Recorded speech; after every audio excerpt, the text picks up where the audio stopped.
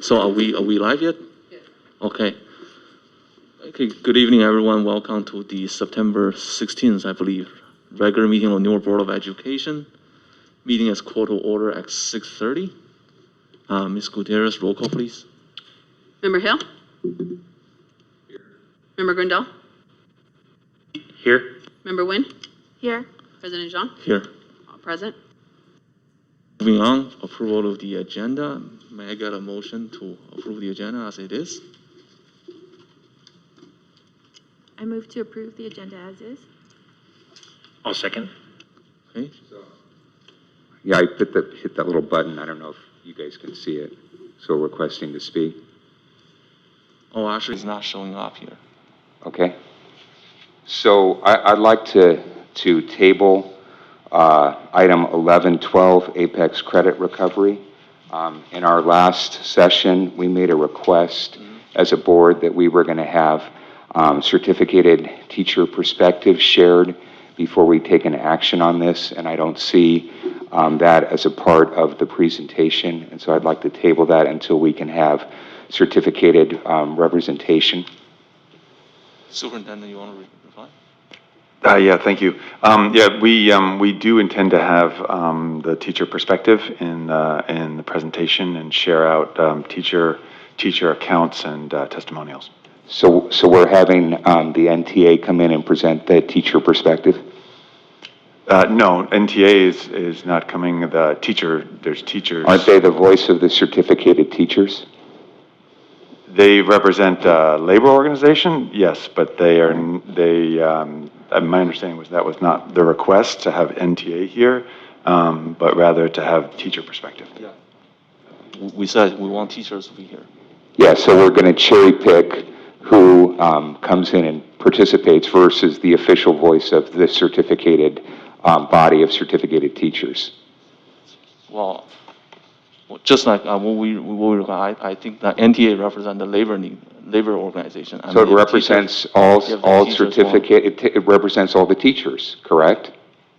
So they are the official voice of the teachers. I'm a teacher, okay? When I look for an official position, it comes from the NTA, right? They speak on our behalf. Yeah, if I may, the teacher organization NTA has spoken regarding the Apex and is also available to speak during public comment if they so wish. Yeah, I think we invited them to come and share their views here. Aren't we interested in having a full and open discussion on this topic, or are we just going to cherry pick viewpoints? Rest of the board, chime in. Is there a motion to table that item? I'm making a motion to table it.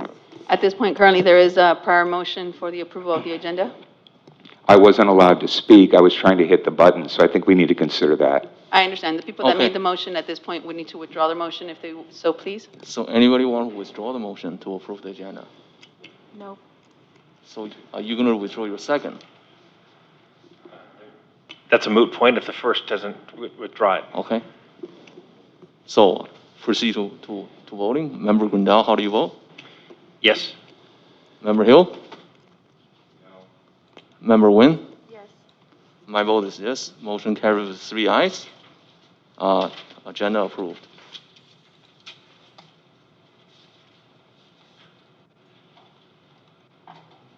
Moving on to a closed session. Any public comment on closed session items? No. So in closed session, we'll be discussing 3.2, public employee discipline, dismissal, release. 3.3, conference with labor negotiator, Governor Cole, employee organization, NTA, and CSEA.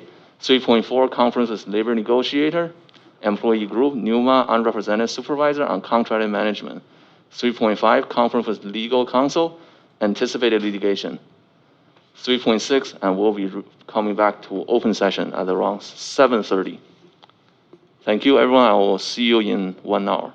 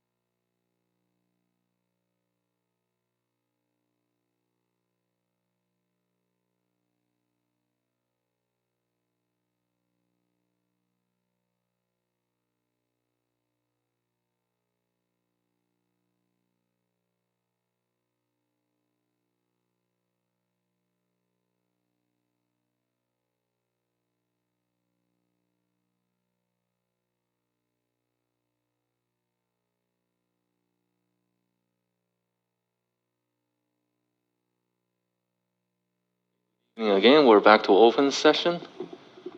First item, Pledge of Allegiance. Please stand.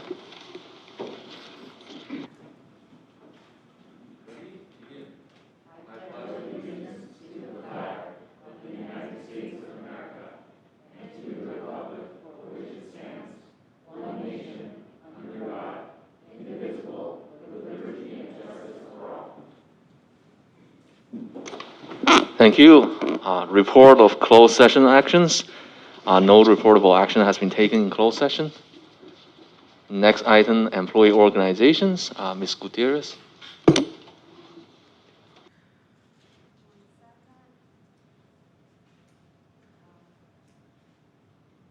start off with our NUMA.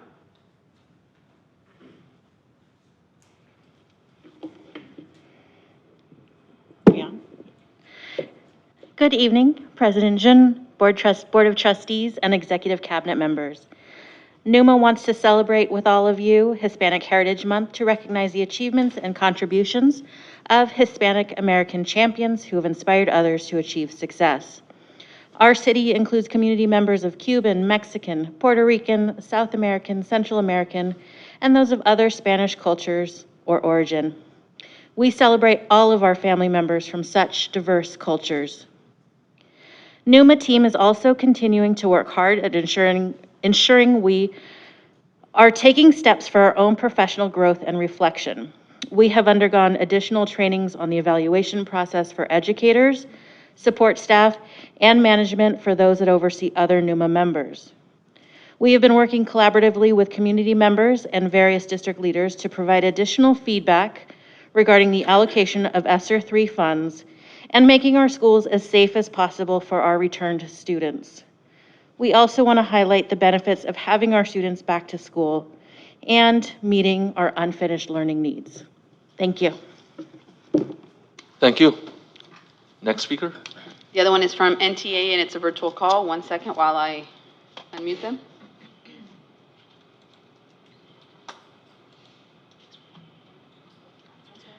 From NTA, we have Sherry Villa. Sherry Villa, you may begin.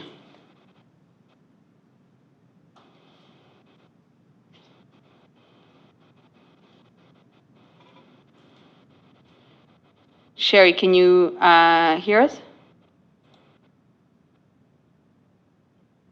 Hello, this is Hilma. Sorry, Hilma. No, you can stay mute. Thank Okay. you. Ms. Villa, can you hear us?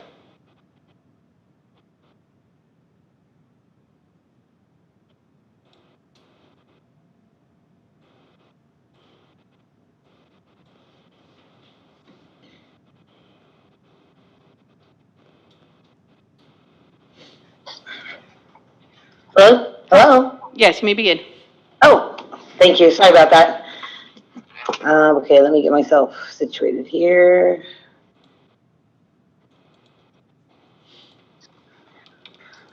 Okay. All right. Good evening, everyone. My name is Sherry Villa. I am the elementary director for our NTA. I wanted to just let me get my notes here. Apologize for that. Caught me off guard. Okay. All right. It's been noted, it's been said a few times that NTA updates have been a little bit negative. So I wanted to give everybody a positive tonight from NTA. NTA wants to give a shout out to all of our members. We have just under 300 members, and our teachers are doing it every day. They're teaching these kids. They're doing it with broken or no HVACs. They're doing it with no curriculum. In some cases, they're doing it with no prep time, no support. And day in, day out, our teachers are getting the job done. So once again, our e-board for our NTA would like to give a shout out to all our teachers for getting the job done. Other than that, that's all NTA would like to share tonight. So stay safe, everybody. We're looking forward to getting our MOUs for our safety plan in place. Still isn't done yet.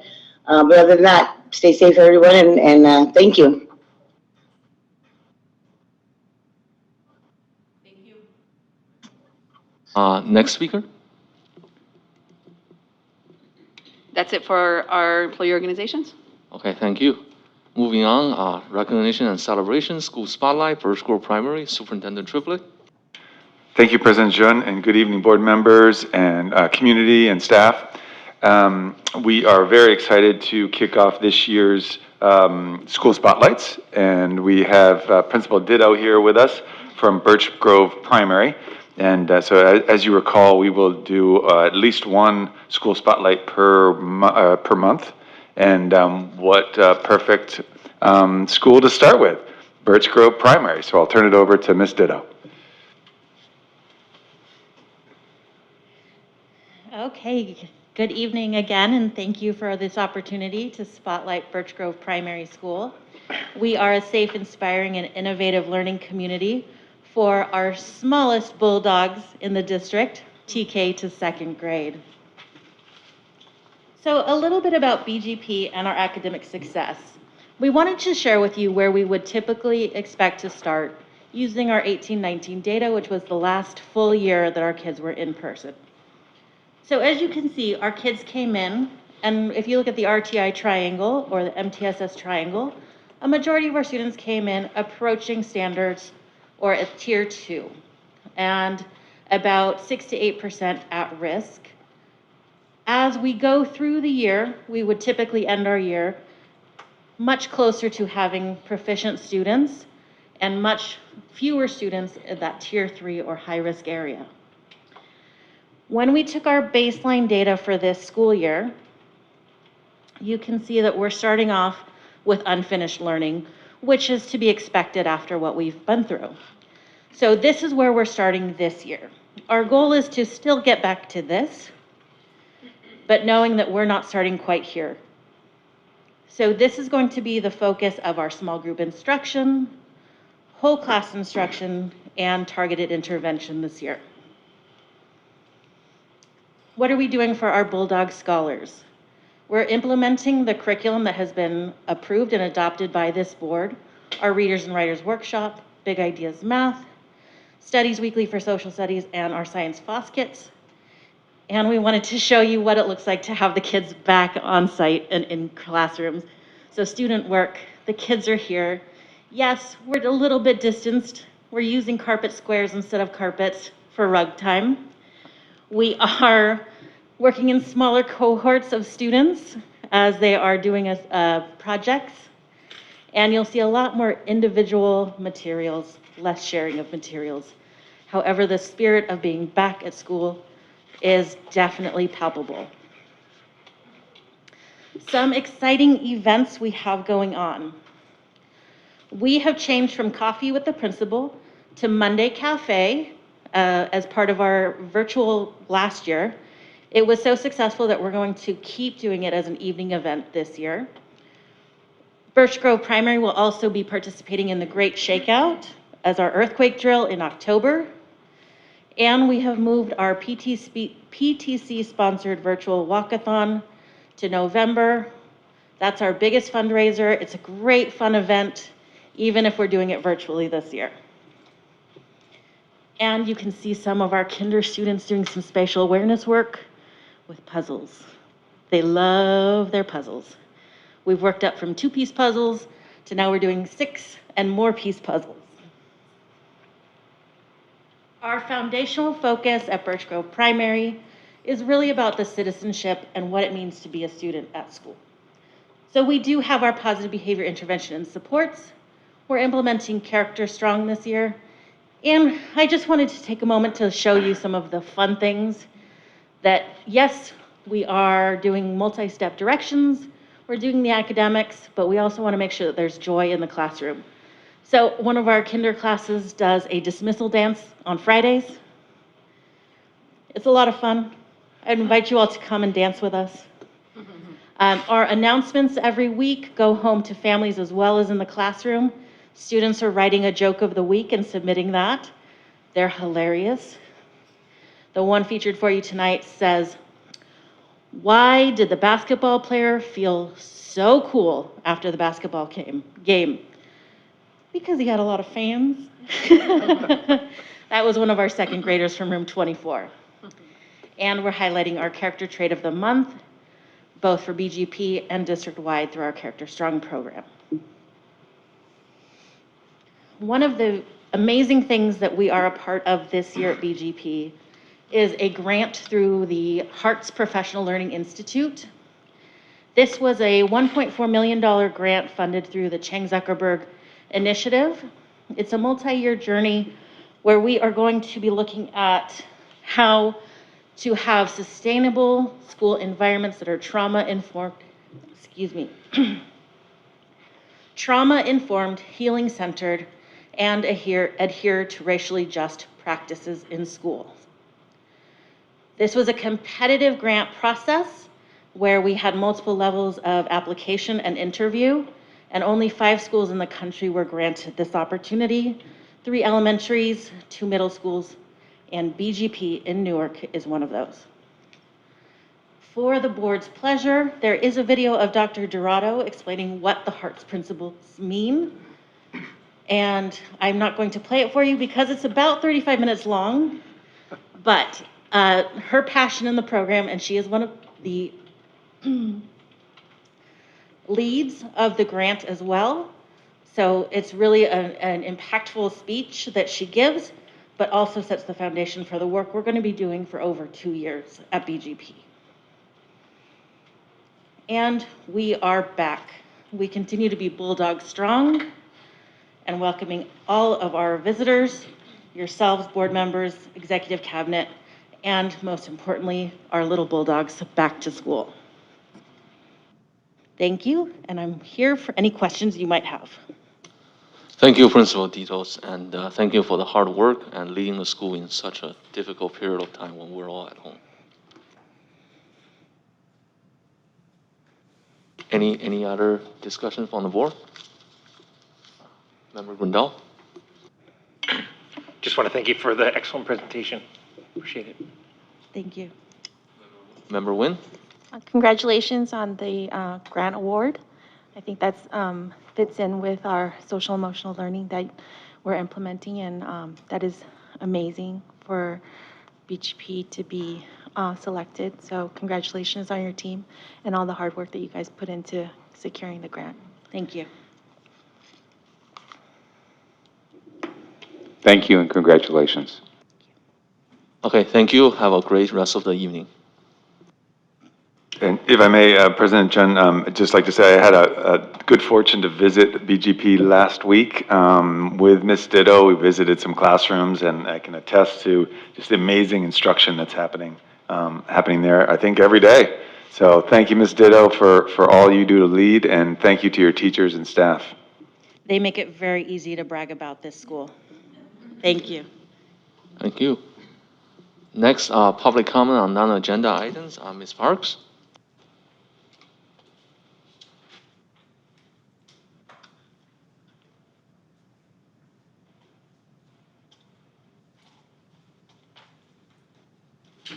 Good evening. Since I've had difficulty in the past receiving requested records, I decided to exercise Government Code 6253A, which states public records are open to inspection at all times during the office hours of the state or local agency, and every person has the right to inspect any public records except hereafter provided. Any reasonable segregatable portions of a record shall be available for inspection by any person requesting the record after deletion of the portions that are exempt by law. It also states, Section D, nothing in this chapter shall be construed to permit an agency to delay or obstruct the inspection or copying of public records. On Friday, September 3rd, I went to the district office and requested to inspect the Apex and Ingenuity contracts, along with the program implementation agreement instructions. Staff was only able to locate a signed quote for both programs. Within 30 minutes of my arrival home, I received an email from a staff member outlining my request. I responded with a more detailed accounting of what I received and notified the staff member I would be checking back the next Friday unless I received the records before then. When I arrived on Friday, September 10th, I once again requested the Apex and Ingenuity contracts, program agreements, instructions, and added the purchase orders. Let's just say it was not a productive encounter, and I left with nothing except a legal opinion from 1981. that according to the attorney I conferred with on Friday afternoon, he did not agree with the staff member's assertion. Perhaps this whole episode could have been avoided had the board policy been updated with the most recent version, and if Newark Unified had a written guidelines for public records requests. The district's lack of compliance with the Public Records Act, Government Code section, and lack of transparency is not going unnoticed. And even though the Ingenuity program is fully implemented at Crossroads, I have only been supplied with the signed quote and purchase order. Thank you. Next speaker? The next speakers are virtual. So the next speaker is Brian Foster. 1 second while I unmute him. Brian Foster, you may begin. Thank you, President Jung and members of the board. At the last APEX study session, the board gave direction to include teachers in the next review of APEX. Our NTA president reports that as of yesterday, the administration has not requested from NTA any representative to address APEX, nor has the administration requested NTA to provide input or review of any of the proposed fixes for APEX that you will see tonight. It is encouraging that the district is acknowledging some of APEX's deficiencies. In tonight's presentation, you will see a new list of operational changes and safeguards that administration believes will make APEX palatable to the board. Sadly, these fixes are only Band-Aids to a gaping wound that is bleeding out over 40% of our seniors who are already in danger Mr. of not Foster, graduating. this is a and that does not non-agenda consider item. the We have which- agenda item 11.2 and it's on the agenda. Hello? Mr. Foster, I think we have agenda 11.2 APEX credit recovery. Can you speak at that item? This is for non-agenda item portion. I only requested to speak on the APEX issue. No, that's 11.2. my That is apologies. not the non-agenda. Oh, My I see. apologies, that's my mistake. Mr. Foster, can we move you? I'm going to unmute you, and then you can restate your comment during the 11.2 APEX session. I will restart at that point. Thank you. Thank you, my apologies. No problem. Next speaker?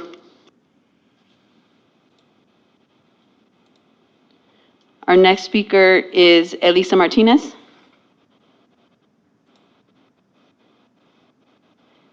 You may begin.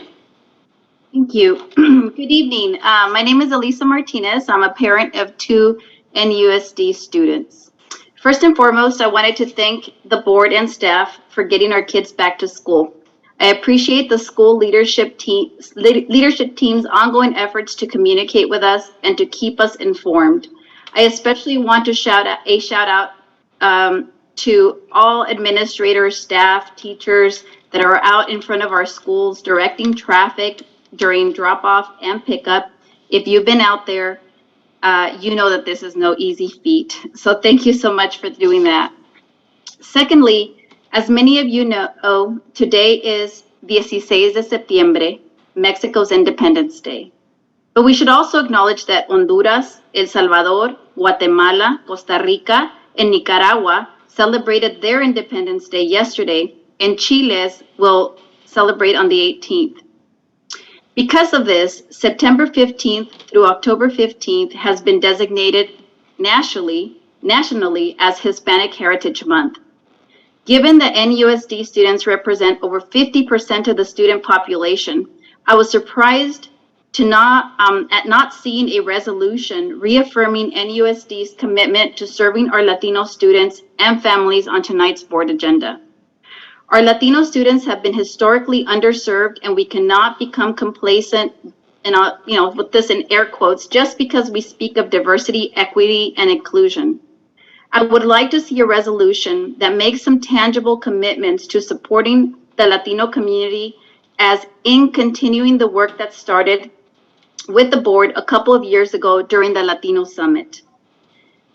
This resolution should not only be about tangible commitments, of course that's expected, but we should also remember that we should celebrate. It should be something that we use, and I'm going to quote another educational leader, that it should be something that we recognize, where we recognize, that representation matters, and celebrating the cultures that make up our community is a wonderful way to learn from and honor one another, and most importantly, to be committed to one another.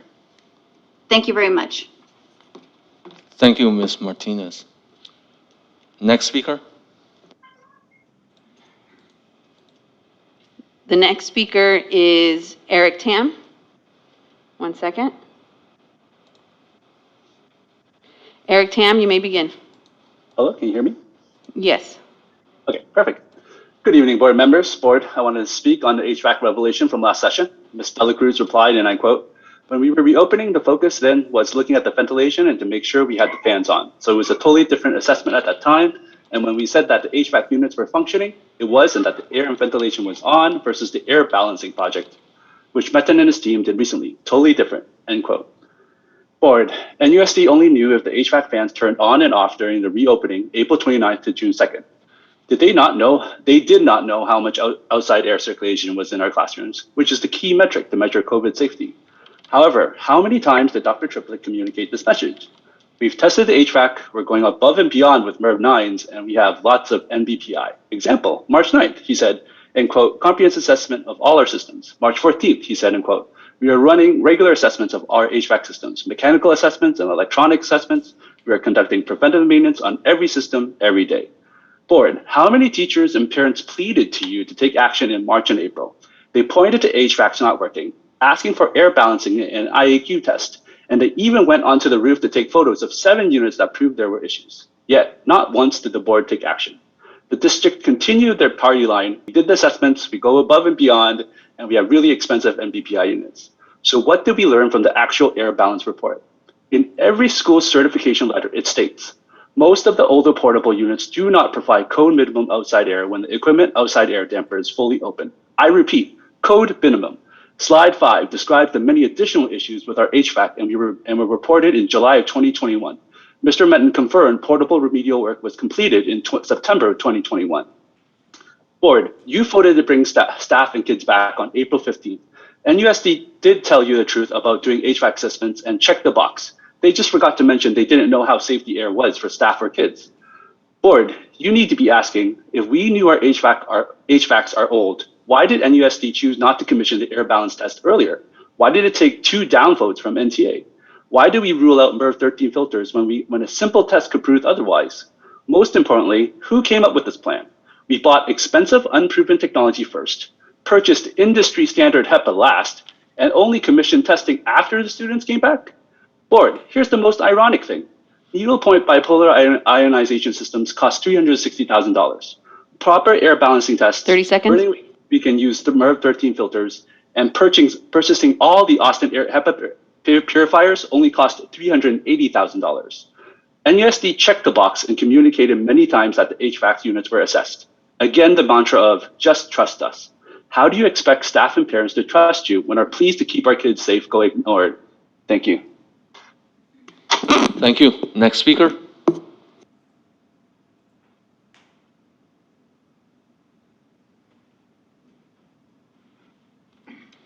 Next speaker is Elizabeth Guerrero. Elizabeth Guerrero, you may begin.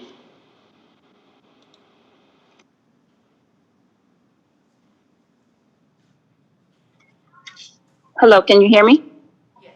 Yes. Okay, thank you. Good evening, Dr. Triplett, Board of Trustees. We, the parents representatives of Newark, the Parents for Better Schools, are here to continue addressing the ongoing disrespect and lack of community that we continue to see across the district for our Latinx community and our Title I schools. We are tired of the district and site leadership making assumptions that our Latinx community does not care or that all parents do not have a college education. How dare you? The translation that the district and the school are still sending home are poorly done. Perhaps you need to invest in training or pay for a higher qualified interpreters and translators since the district is receiving funds from the state. We do have more than 20% Spanish speaker families at almost every school site. And let us remind you that the State Department of Education requires that you provide written translation and interpretation for 15% or more of the specific subgroup. At the last board meeting, we heard how poorly Ms. Lucia Gutierrez translated for one of our members. First off, all she should have done was simultaneously interpretate and not a brief interpretation where she challenged Actually, I'm where she sorry. I changed mean, and this omitted meeting, many of the I words generally from do not our allow people present to attack leadership, where private is citizens on this the meeting. respect I and mean, you can equality. attack you can talk about the As our superintendent and the English board member, leadership not a specifies, private individuals on educational this matter. parents have not been receiving the service that many of our children should be getting. For instance, paraprofessionals, support and assessments. Where is Dr. Hamilton and how is she providing support and training? Lack of communication from your site leadership. We have been hearing from many of our parents that they are not receiving emails or letters for important information, informing them about important meetings, back to school, and they are not receiving the health questionnaire, only a selective group. And those who are receiving it are confirming after 10 a.m. that it is okay for them to go to school. Really, why are only some of the families getting the information and others are not? Please keep us in mind. We are a critical piece of the Newark community. We see you are losing students every year, not just because of the cost of living in the Bay Area, but because of the lack of effective programs and 30 services seconds. from our students. We will continue to be present and vocal to the school board meetings. Thank you very much for your time. Thank you. So before we move on, I do generally want to address the public comment non-agenda item. I think talking about the board members and superintendent, these are fair game because we are elected officials. We're here to be criticized, but not in a public meeting to talk about private individuals who are not elected officials in this setting. Hopefully that we all can adjourn to this rule. Next speaker.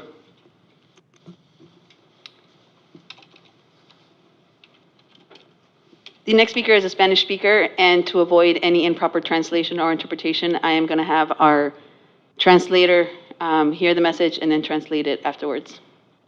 So let me just, Okay. moving forward.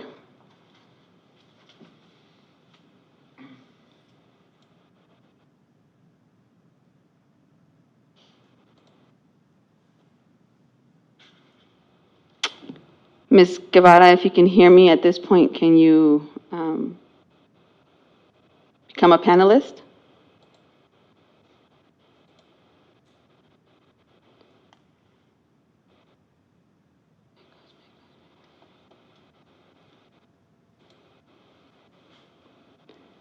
Ms.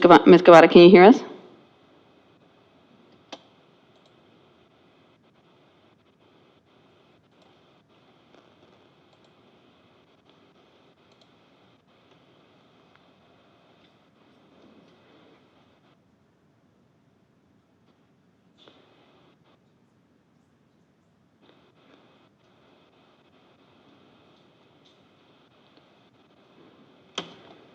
One second, President Jean. Can you test your microphone, Ms. Guevara? Okay, no, 1 second.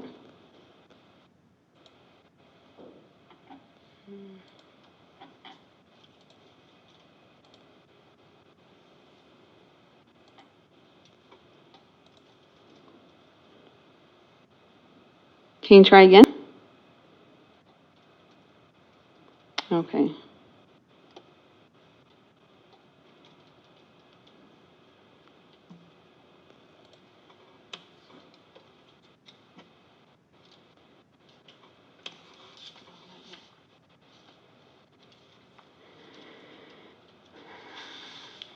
I think I'm going to move Ms. Guevara back to the translation room, and I will try my best to interpret. I do not translate directly nor simultaneously.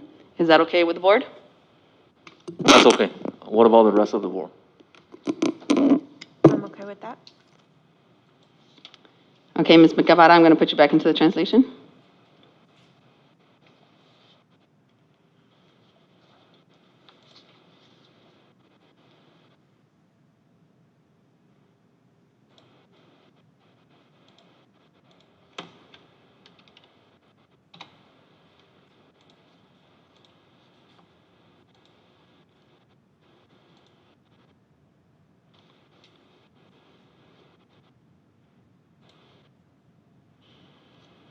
Ms. Guevara, are you in translation room?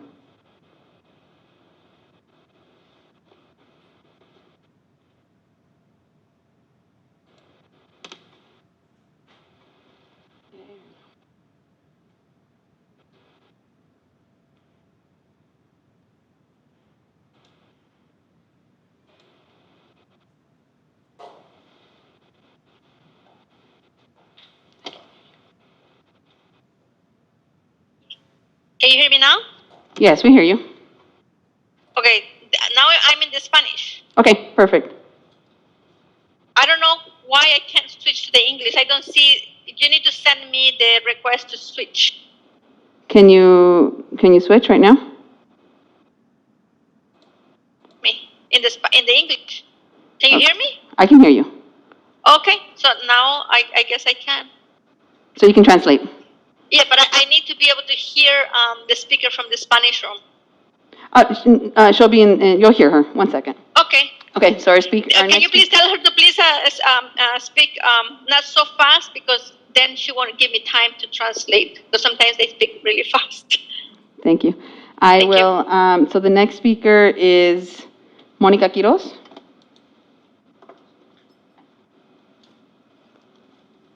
One second.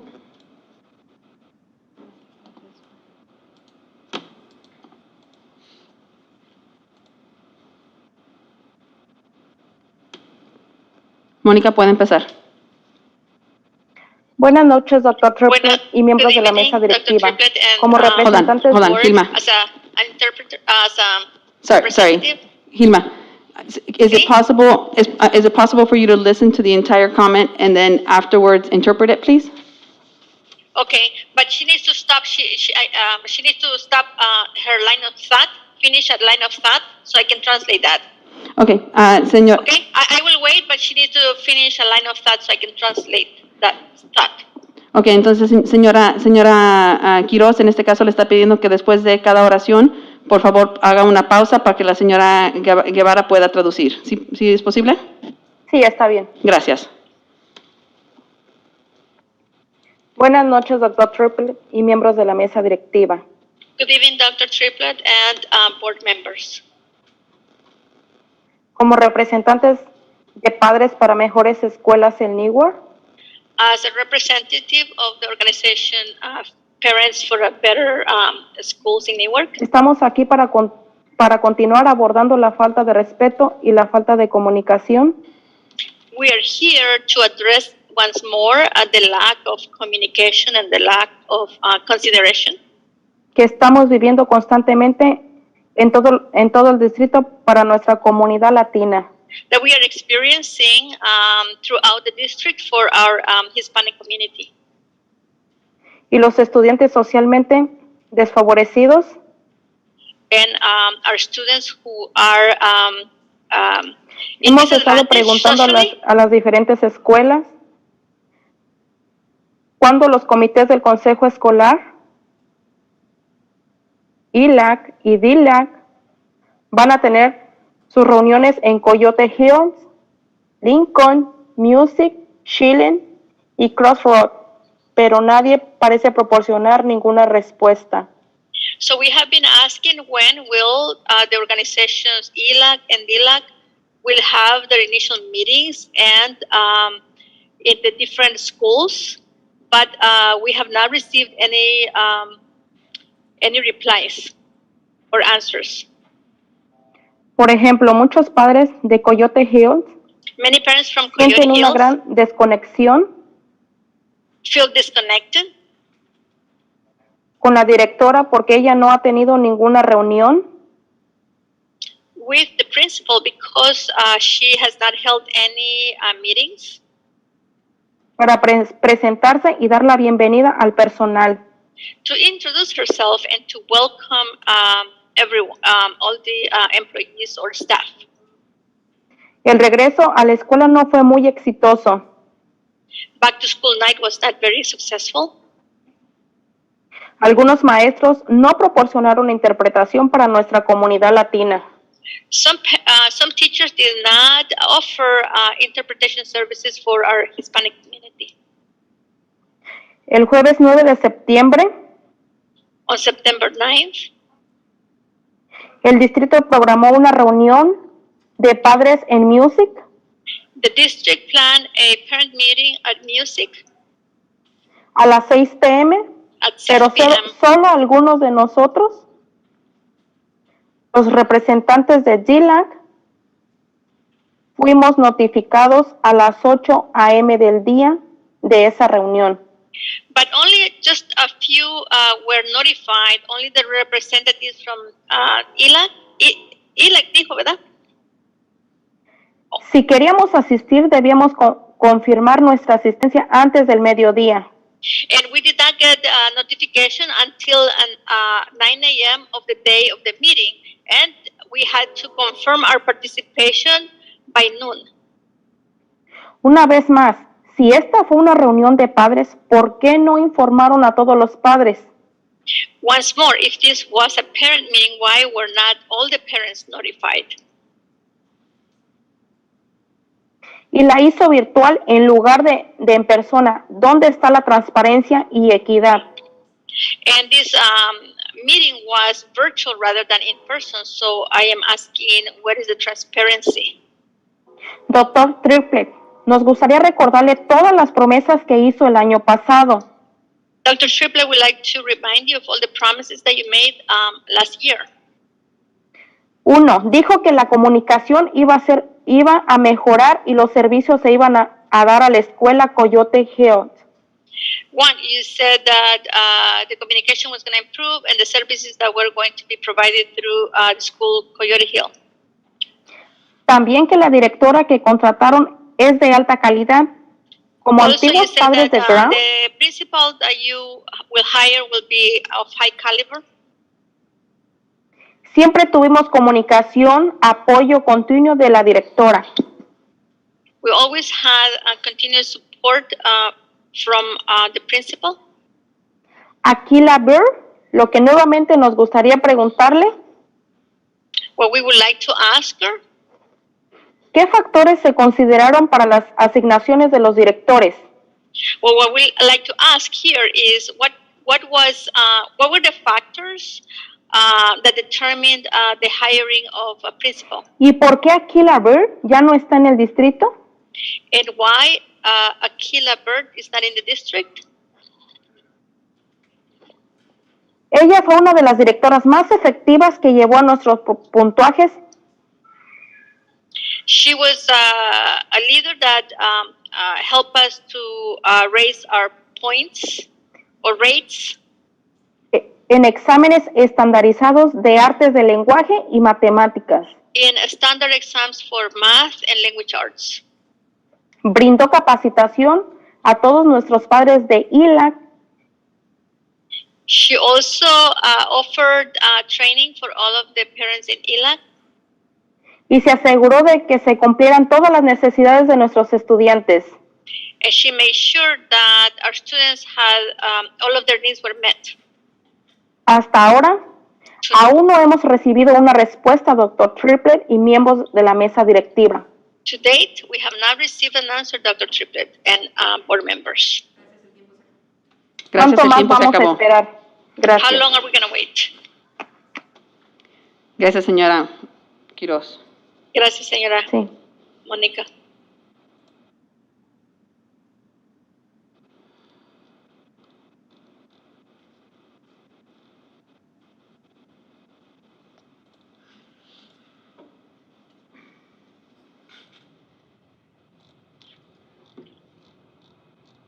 Lucia, do you want me to switch? Yes, please.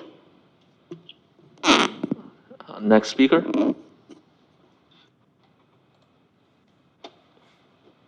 One second, I just got to get our interpreter back.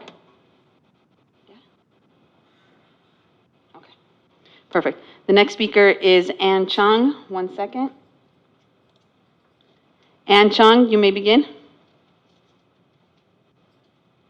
Hello, my name is Ann Chan, and I'm a parent of a Coyote Hills Elementary student. First of all, thank you for making COVID testing available for our NUSD teachers. It is very important for our teachers to have the option to be tested regularly, as they see many students a day and is a close contact to all. However, the testing is useless if the results are not received in a timely manner. Some NUSD teachers will be reporting 2 to 3 weeks to receive the results. 2 to 3 weeks! That teacher could be positive the entire time and infecting the children in their classes, who then brings it home and then spread it to families and friends.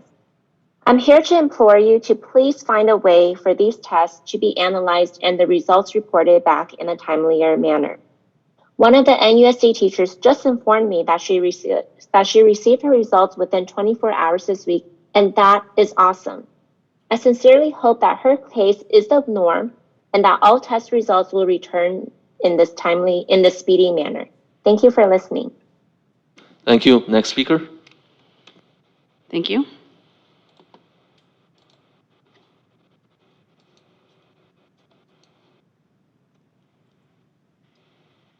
The next speaker, 1 second.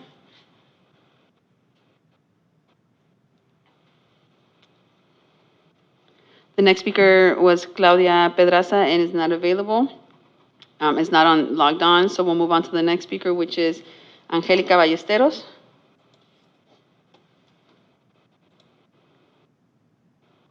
Angelica, you may begin. ¿Puede empezar?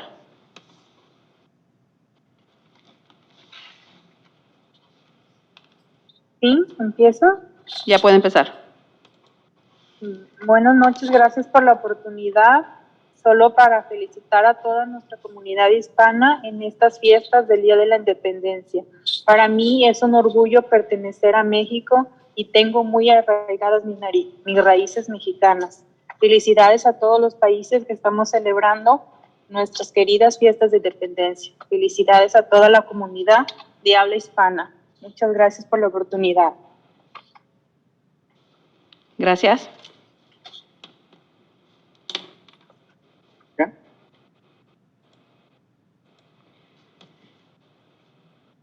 I will not do a direct translation. I'm going to do an interpretation of what was said. And Ms. Ballesteros called to thank the community and to celebrate Hispanic Heritage Month. She is proud to be of Mexican descent and is proud to be celebrating the Independence Day for all of the Hispanic countries celebrating their Independence Day today.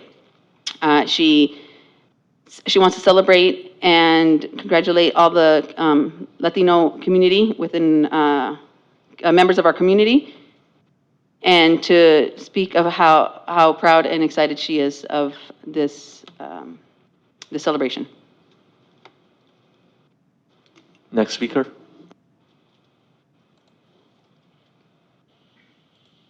Next speaker is Lorena Talavera. You may begin.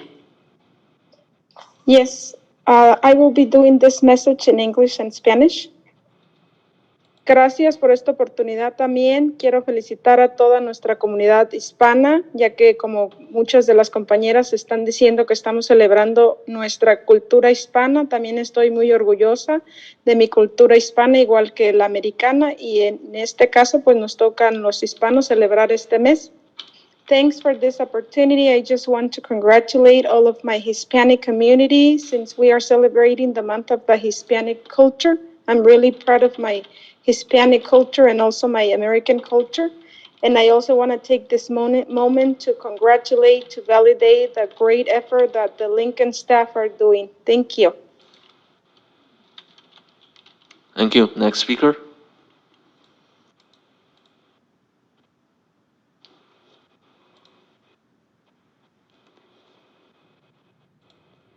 Thank you. The next speaker is Marlene Lopez. Marlene, you may begin. ¿Puede empezar?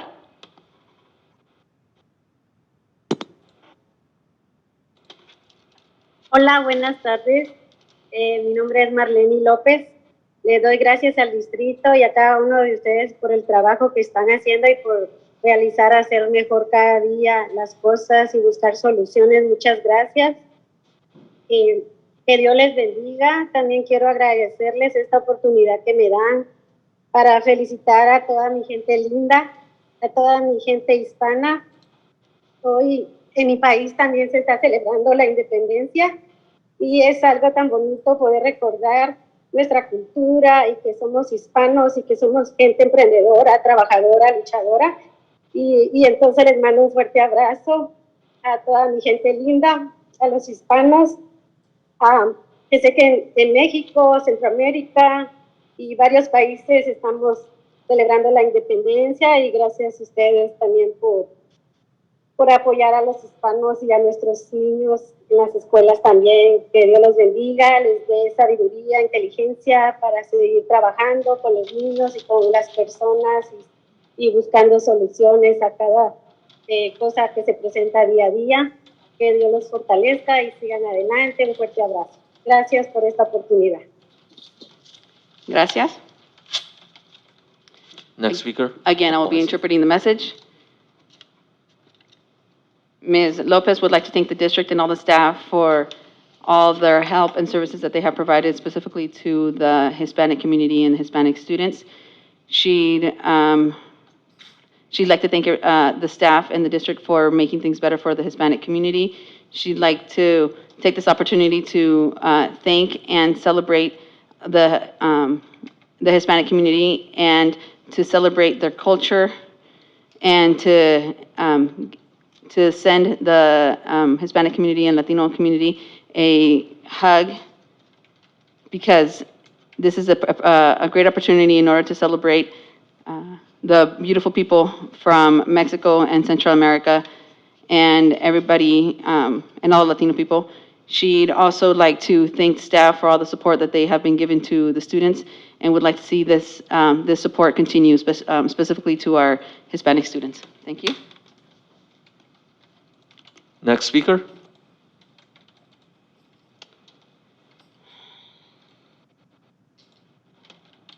The next speaker is Miriam Mendez. Miriam, puede empezar. You may begin. Muy buenas noches a toda nuestra comunidad, a nuestros directivos. Es para mí un placer poder tener una participación aquí con ustedes y pues me uno a esas felicitaciones por estas fiestas que estamos viviendo los países centroamericanos. Pues también me llena de mucho orgullo el pues poder compartir eso con todos ustedes y el estar en este país que es una cultura, más bien una mezcla de todas las culturas, nos hace valorar más nuestras raíces. Así que muchas gracias y un abrazo. Por otro lado, quiero comentar en una solicitud de forma amable y gentil aquí a nuestros directivos del distrito respecto a la situación de pandemia que estamos viviendo actualmente, que ustedes, como bien saben, pues regresamos en este año escolar de forma física. Entonces, pues es evidente que están saliendo muchos casos entre nuestros niños positivos en COVID. Entonces, en el momento que pasa que uno de nuestros niños está positivo en el test, pues a todo el grupo, a todos los compañeritos, por obvias razones de precauciones, nos mandan a cuarentena en casa. Y sé que pues esto no es ninguna inquietud únicamente mía, sino de muchas mamás, porque pues se ha dado en varias escuelas y en varios grupos, y supongo, o quisiera decir que solo va a ser una vez, pero tal vez sea en repetidas ocasiones, tal vez en el mismo grupo. Mi solicitud estriba en que nuestro distrito pudiera checarlo, ya sea con alguna otra dependencia de salud o con los camiones móviles que acuden a las escuelas, en que generaran ellos mismos nos aportaran una prueba de COVID que fuera de forma inmediata para todos nuestros estudiantes, porque en el momento en el que dejan de ir a la escuela, pues ellos se atrasan. Y aunque les dan paquetes de tarea para que ellos resuelvan en casa, pues no es lo mismo, más aunado que solo es el papel, solo es la tarea en texto y no está la explicación. Algunas mamás tenemos la limitación del inglés y aunque yo me siente con mi niño o mis niños a explicarles la tarea, muchas veces yo tampoco entiendo qué es lo que hay que hacer y no sé explicarles y tengo que acudir a alguien más. Entonces, mi preocupación, yo tengo 2 niños en Schilling Elementary, en primer grado y tercer grado, y a los dos les ha pasado lo mismo, los han mandado a casa y ya con el tercer grado sí le hice la prueba de COVID, pero tardaron 5 días en entregarme el resultado en el hospital a Santa Rosa, que fue al que acudí. ¿Tiempo? Y fue lo mismo, perdió días. Entonces también mi solicitud es, no, entonces si van a faltar a la escuela por esas circunstancias, que no les cuenten las faltas en el distrito, que no les afecte a ellos. Por favor y gracias. Gracias.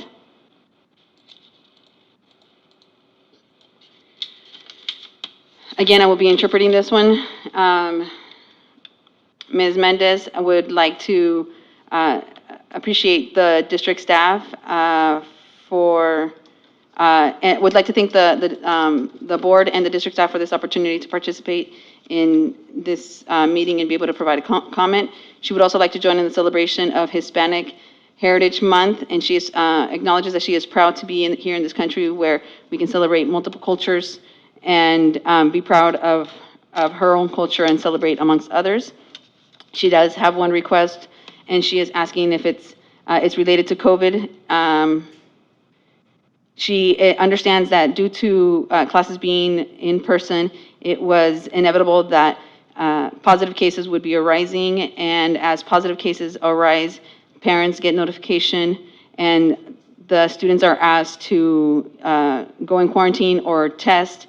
However, there is a delay when it comes to the testing in regards to getting to the results, and therefore, the students are missing out in class. And she is asking if there is anything that the district can do in order to partner with local agencies, local hospitals, in order to provide a quicker exam, in order to get a COVID testing that can provide quicker results, and so that the students will not be missing school, because even if they get homework packets, they are still at risk of getting behind on their schoolwork, and is asking the support and help from the district in order to help improve these testing results. Thank you. And that is all for public comment. Thank you. Moving on to Superintendent Report, Dr. Triplett. Thank you, President Jun.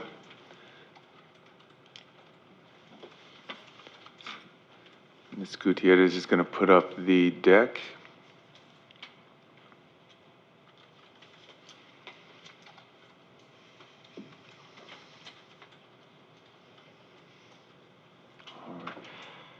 And Ms. Gutierrez, are you going to be clicking?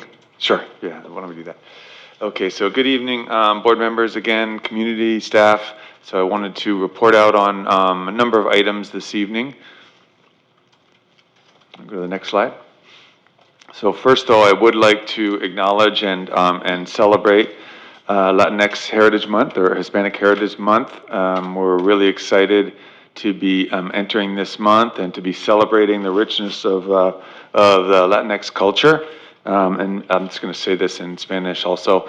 So quiero decir que estoy muy emocionado que estamos en este mes de I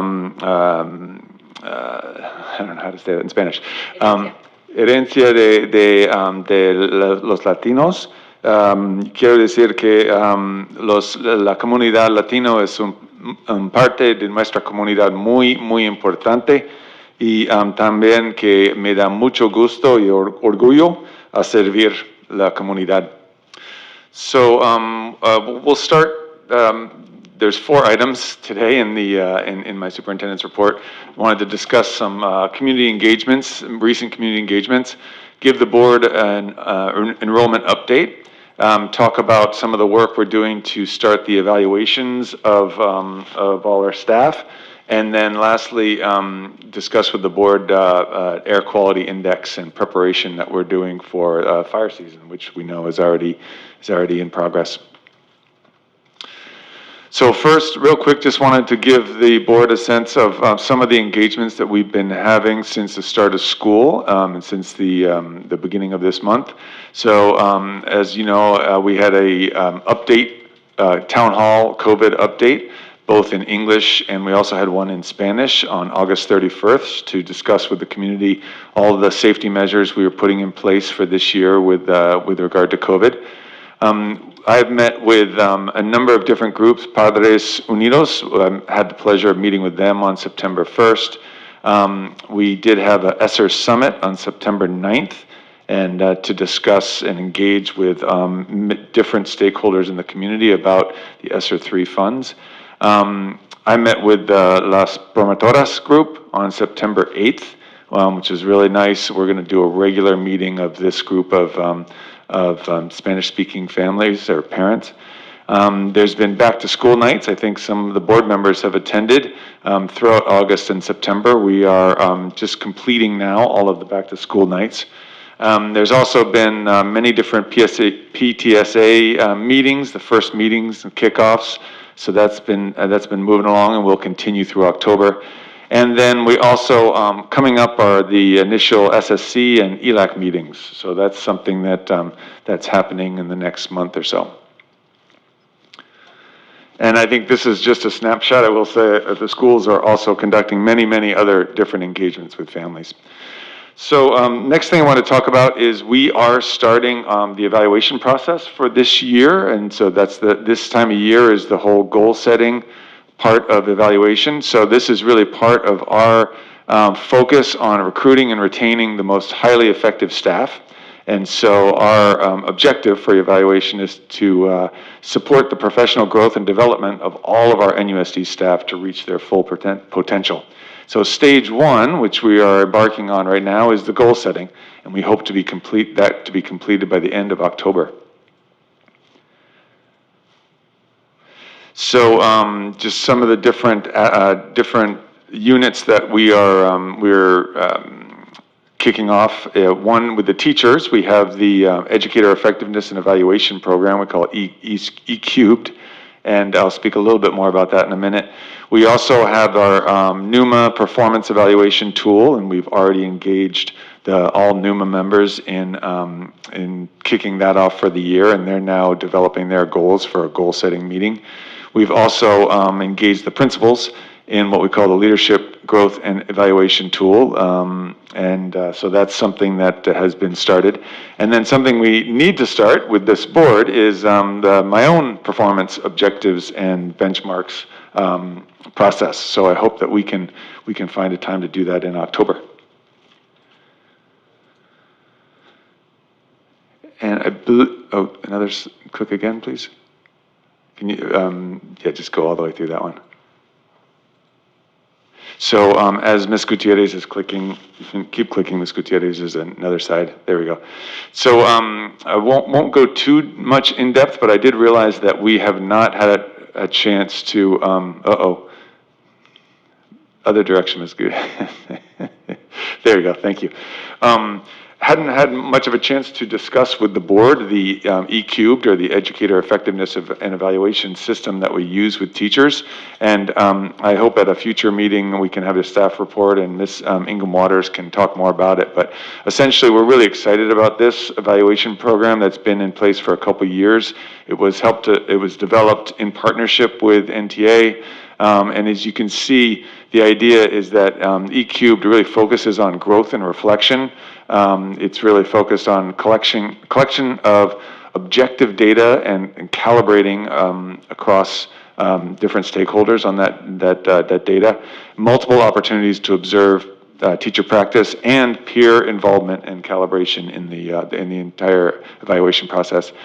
This is in contrast to the traditional evaluation system that we do not have here in Newark anymore, and that was much more of an isolated one-class observation, very subjective, one opinion, directive rather than reflective, and really just, I think too many people felt like just going through the motions. So happy to come back with more information about this system, but just wanted to share that out with you. Next is I wanted to discuss enrollment, give you a little update on enrollment. So here's our numbers as of the 15th, just the other day, and you can see it's alongside the projections. And I shared the numbers last meeting from the days just before our meeting last time. Haven't seen a significant or too much of a change, but we're still unfortunately very much under-enrolled. So you can see the bottom total. We are 303 as of the 15th, 303 students less than projected. This is not unique to Newark. It's happening across the county and the state. However, it is definitely a cause of concern, and so we want to continue to monitor this. I will say that because we have made a conscious decision that we will not be, because of the transition back to in-person learning, because of COVID, because of all of the upheaval, we will not be reconsolidating classrooms. So we're going to continue with the teachers we have in the classrooms that we have them. It just felt like, even though that in a normal year, that's what we would need to do, just in terms of good budgeting sense, this year is unusual. And so we really wanted to make sure that we were honoring and respecting the fact that this transition is really hard for everyone. Wanted to touch really quickly on our COVID cases. So this is something that we post weekly on the website. We have on our website, we have a COVID page, and it includes a whole bunch of resources, information, our safety plan. And every week we update the number of cases. Last week we only had 2 cases in the entire district. And that was really something positive. But we should expect to continue to see cases go up and down a little bit. But I will say that so 21 cases total for the year of students, and 2 staff have been positive, tested positive, which is I think is a real testament to all of the efforts of our students, our families, and our staff who are really taking precautions, making sure they're wearing masks, distancing, and following all the processes. So 2 last week was really good news, and again, I think we can expect that it will go up and down, but just wanted to report that out.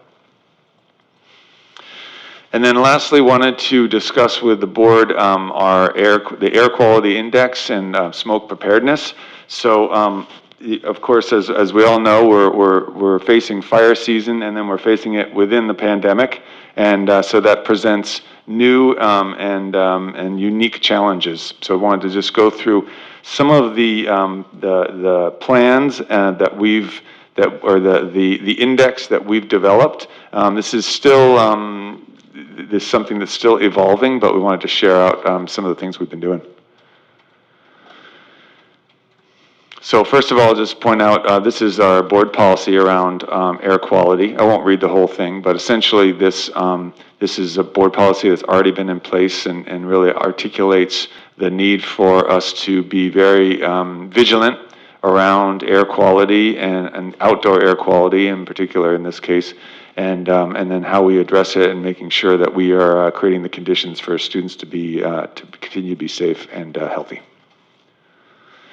And so what we use, and we're going to continue to use, there's different air quality index sources. We're going to use Air Now, and the reason why there's different sources. They're all vary a little bit, but all basically do the same thing.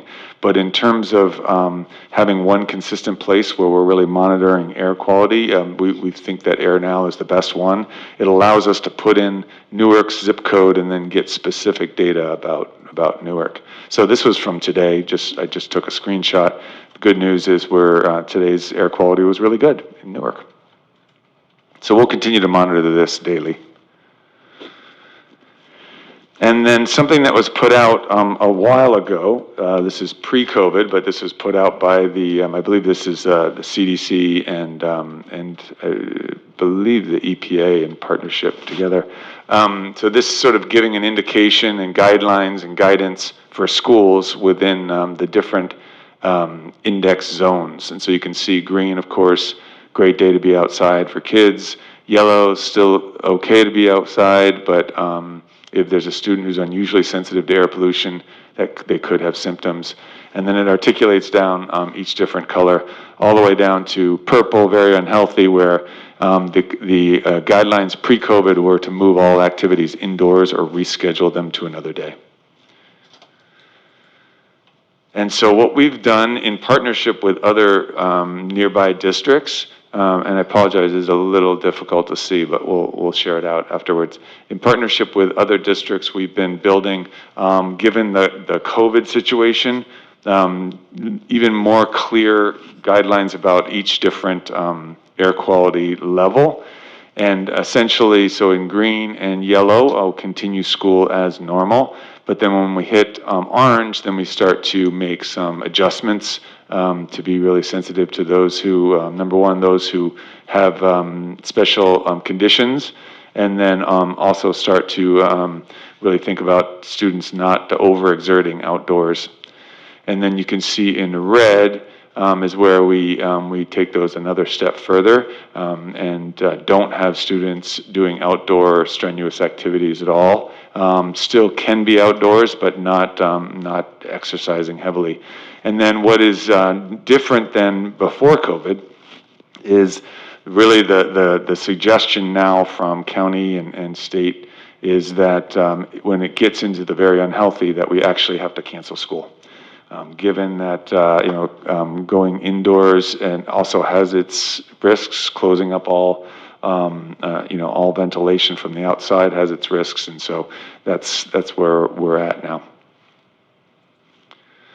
And that's my report for this evening. Thank you. Only clarifying questions on the board.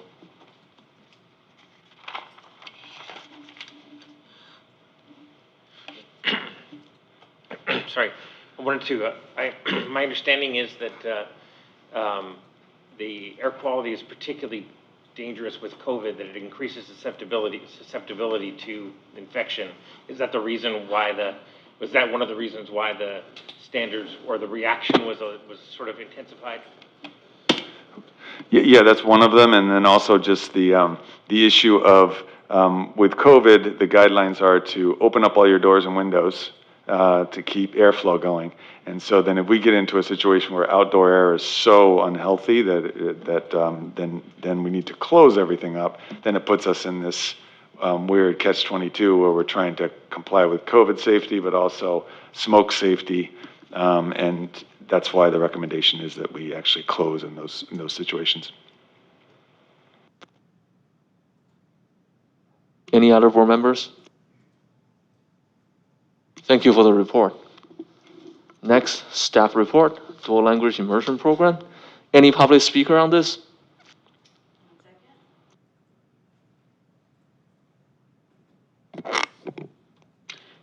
No public speakers. Okay, Superintendent Triplett. Thank you, President Jen. And I'd like to have our new Director of Special Projects, Ms. Abby Kierans, come. She's going up and present on this. And I believe we also have Principal Dr. Wendy. Great, so she's on the line as well. So board members, we wanted to bring back just sort of an update on the dual language program and its progress, and in particular discuss some of the work that's been going on with the committee that was created last year, and that they did a lot of work in the spring, and then our plan is for them to reconvene in November with a focus on evaluation of the program. And so Ms. Kierans is here to talk a little bit more about the work that's already been done and the plans for future in terms of evaluation. Good evening, trustees, Superintendent Triplett, and Executive Cabinet. Thank you so much for making time for this presentation and coordinating the presentation at the beginning of Latinx Heritage Month. I feel very proud of that. I'm Abby Kierans, Director of Special Projects, and I'd like to also honor Dr. Wendy Castaneda Leal, who's online, and my co-presenter joining remotely. Dr. Wendy, do you want to speak? Thank you. Good evening, board. I'm so happy that we have been given this opportunity in order to present to the board and share some wonderful things that we have been doing with our community, but most especially our students. So the next slide is just a summary of what we hope to present, giving you an update on the work specifically, as Dr. Triplett said, of the Dli Advisory Group, and outlining the development and evaluation of the program in the coming years. So we started the program and we this school year. And we're so excited about all that work that has been done. But the work started prior to that. The work started about 3 years ago when I first came into Newark. And even prior to that, it had started by previous Superintendent Sanchez. But what I do want to report on is that in our DLI master plan, we decided that there was going to be a DLI advisory. And that DLI advisory did start in February of this school year, or excuse me, this calendar year. And we had a total of 7 meetings. And the last meeting was held in May of 2021. We're hoping to reconvene the DLI Advisory Committee in November of this year for this current school year, and we're going to open it up to new applicants. So everybody, please start checking your email, Facebook, everything, because we want more members of our community to be part of this wonderful advisory board. Our DLI committee members consisted of various people. These various people were selected based on their partnership with the school, community, and of course, city. So I want to give a special thank you to Susie Gallaso, who is our city council member, but also our community member. She was a parent, now she's a grandparent, and she's a sponsor for many of our activities. Delcina, who is our community member, and she's also a teacher in another district. Jeff Anderson, who is a community member, a parent, and a professor. Angelica Rogers, who is our staff member and also a parent. Guadalupe Angel Morales, who is our student representative from our high school. Carla Ramirez, who is a community member and a parent. T, who is a community member and a parent. Kim Nickerson, who is NUSD staff, but also our CO coach. Elisa Lozada Munoz, who is our teacher for DLI. Carla Garcia, who is our community member and a parent. Sean, who is our NTA representative. We had our previous special projects director, Isabel. And of course, myself was part of the community committee members. So the focus of the work of the DLI advisory has been the development of the shared knowledges about DLI, and our group really focused on the principles of Strand 1. The committee decided that through their shared knowledge, they wanted to make sure that they were engaged in a robust evaluation currently in our DLI program, but also how that's going to look in our future. Through the support of the California Association of Bilingual Education and CO and their continuous collaboration, our DLI advisory worked tireless hours in order to develop, evaluate, and be proactive for our DLI program.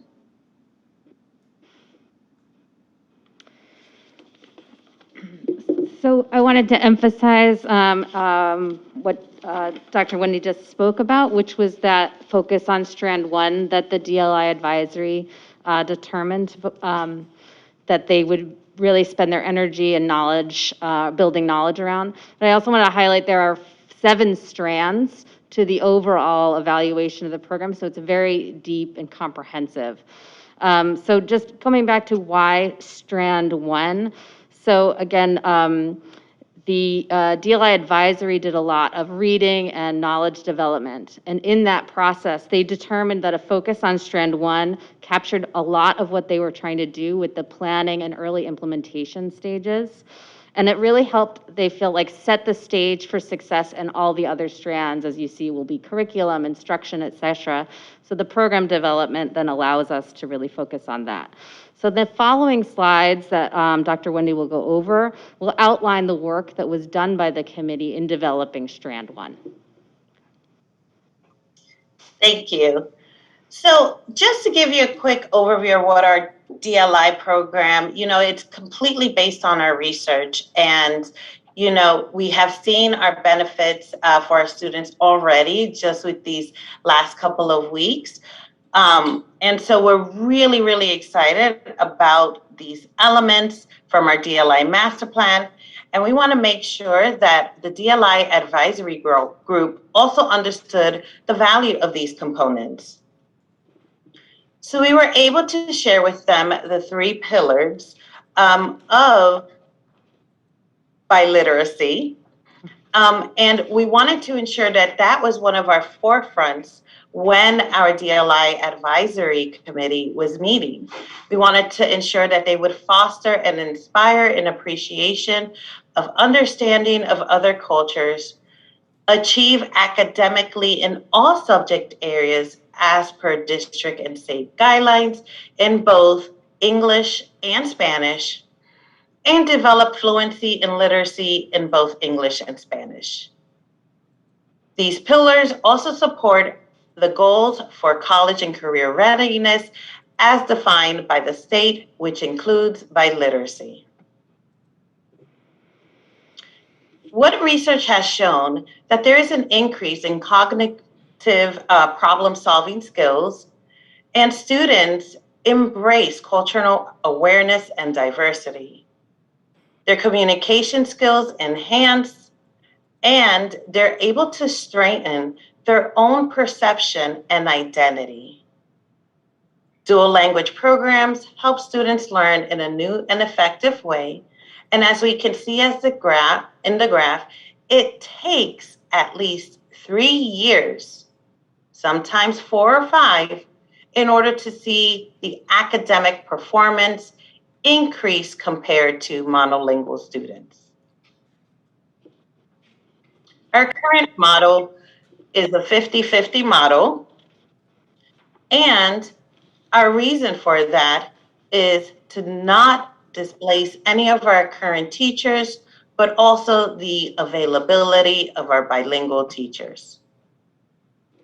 A sample schedule for the 50-50 model was also presented to the committee so that they could have an idea of what the students would be learning and in what subjects.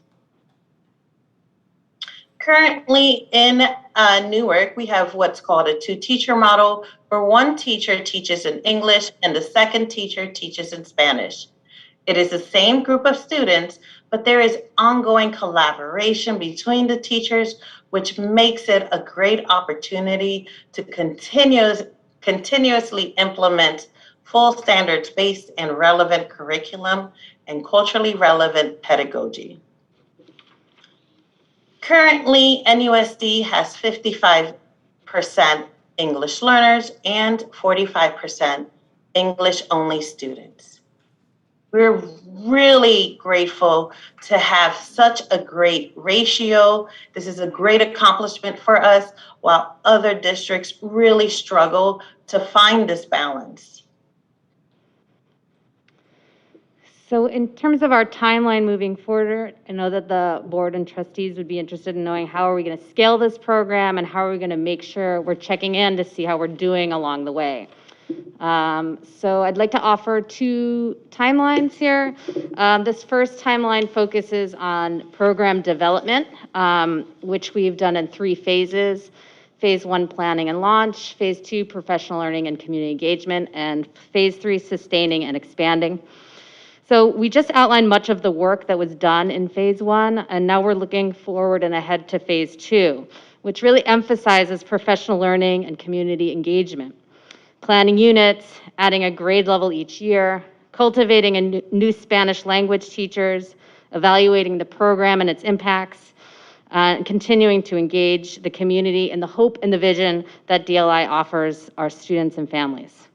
And in Phase 3, we'll focus on continuing to promote this vision of expanding bilingualism and multilingualism in secondary schools, refining any gaps between Language 1 and Language 2 as they appear in the student results. And now in terms of the evaluation sequence, we're using a similar phased approach. The focus for Phase 1 is to use the guiding principles for K1 to reflect on how we're doing and the resources we've already have here at play, and have action plans that guide us in that work. Included in this, of course, is to see how our students are doing in both Language 1 and Language 2 achievement. Phase 2, we will continue this process of continuous improvement as we expand to additional grade levels. And in Phase 3, we really focus on aligning and sustaining the human resources that we need to expand and evaluate the multilingual pathways in secondary to ensure that the DLI students, as they grow in the grade levels, can continue that journey. I really want to mention that we are looking forward to having student achievement metrics in the future, and we're gathering baseline information right now, so that will very much be a part of future presentations. And that's all I have this evening. Thank you so much, and appreciate any questions. Thank you for your presentation. Any questions from the board? Thank you for the presentation. So 2 questions.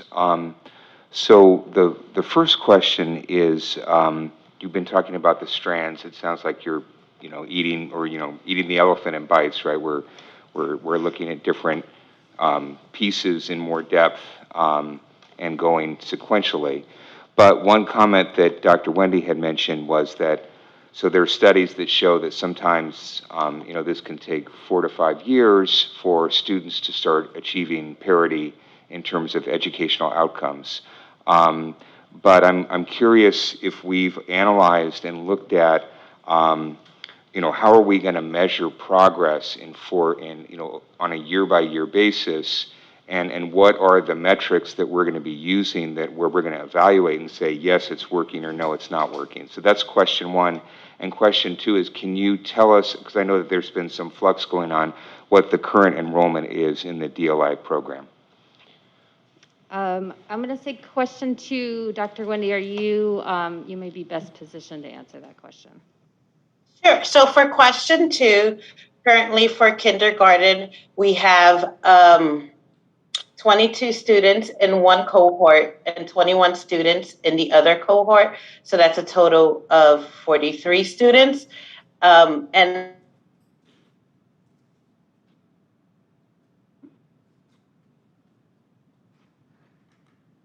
Dr. Wendy, are you still there?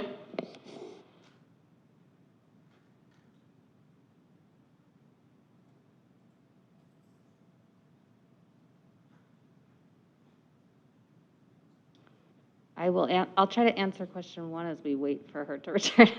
As I'm thoughtful about time. So the question about, evaluation, and I don't know if you're defining evaluation right now in terms of student achievement metrics or program. So I just wanted to. Student achievement. Okay. So I think that's a very robust conversation that I would like us to come back to. It's not that we don't have a plan, but I don't want to misrepresent our intentionality around how we plan to grow and evaluate students in the short time that we have here. So if you wouldn't mind, can we return to that in a future presentation? Okay, thank you.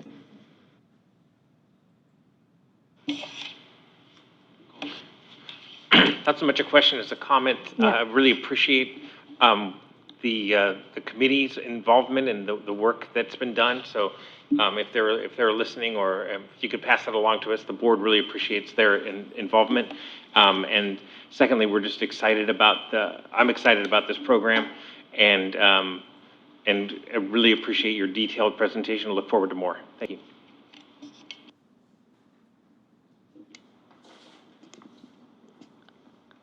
Thank you again for the presentation, and I just wanted to say I'm really excited about this program, and I know that this first year you guys are capturing baseline, so I think that's part of student evaluations and trying to gather the information so that we can truly evaluate them in years to come. So I'm really excited to see what that is going to be like at the end of this school year. And then secondly, I just wanted to say thank you to Dr. Wendy and her staff. I know that this last year, when launching the program, there was question around, whether or not we'll be able to hire qualified teachers to be able to teach and manage and grow the program.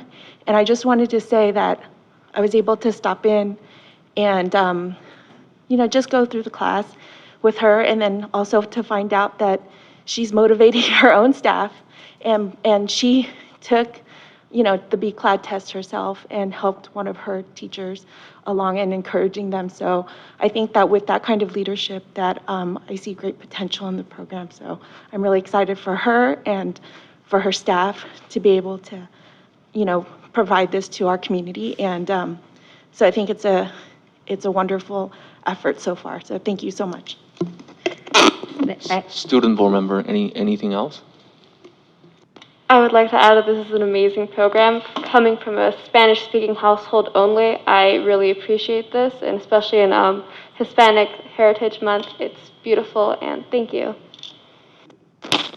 Thank you for the presentation and all the hard work. I guess our new Director of Special Project and Dr. Wendy, you both have a great rest of the evening. Thank you. Bye-bye. And if I may, President Chen, we do, sorry that Dr. Wendy got cut off, but we have 41 students in the kindergarten class in dual language, and then we have 41 in the first grade. I guess 43 on the first grade, right? Because we're just looking up here and we see 41 as of. For both kindergarten and first grade? 41 in both kindergarten and then 41 also in first grade. Thank you. Moving on to old business, determination 11.1, determination of interview process to fill board vacancy and timeline. We do have public speaker for this item, Ms. Parks.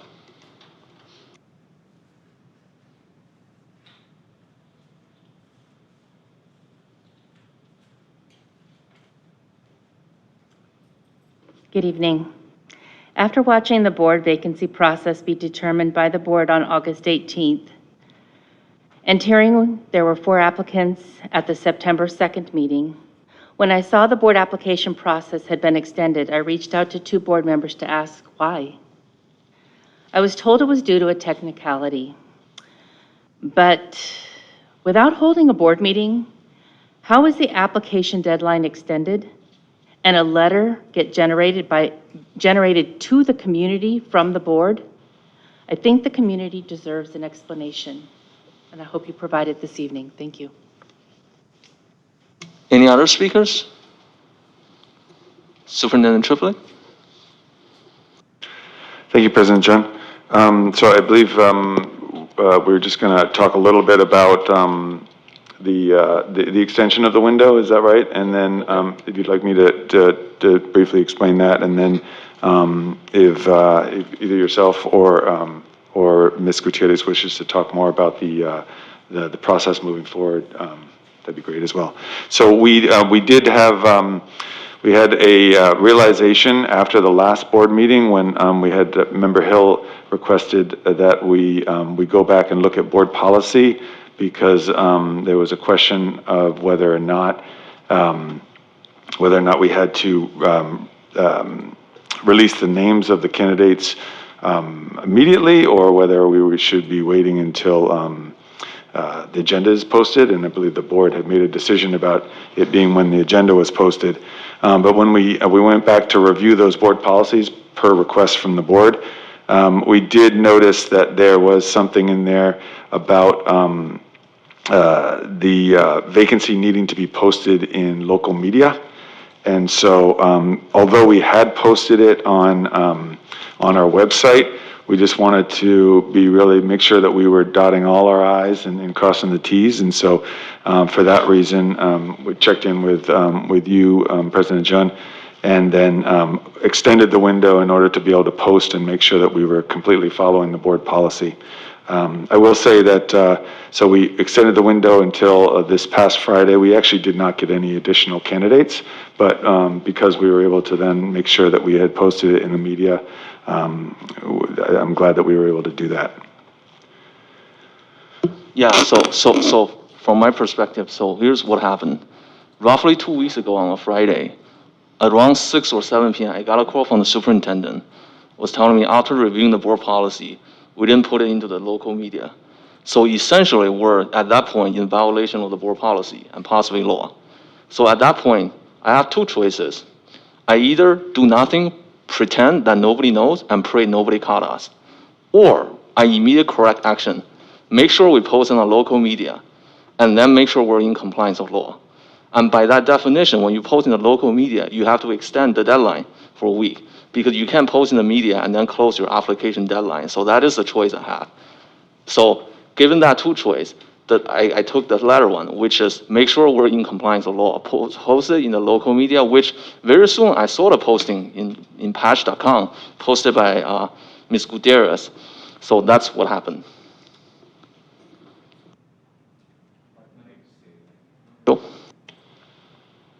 So I think in understanding this situation, it's important to put together a timeline.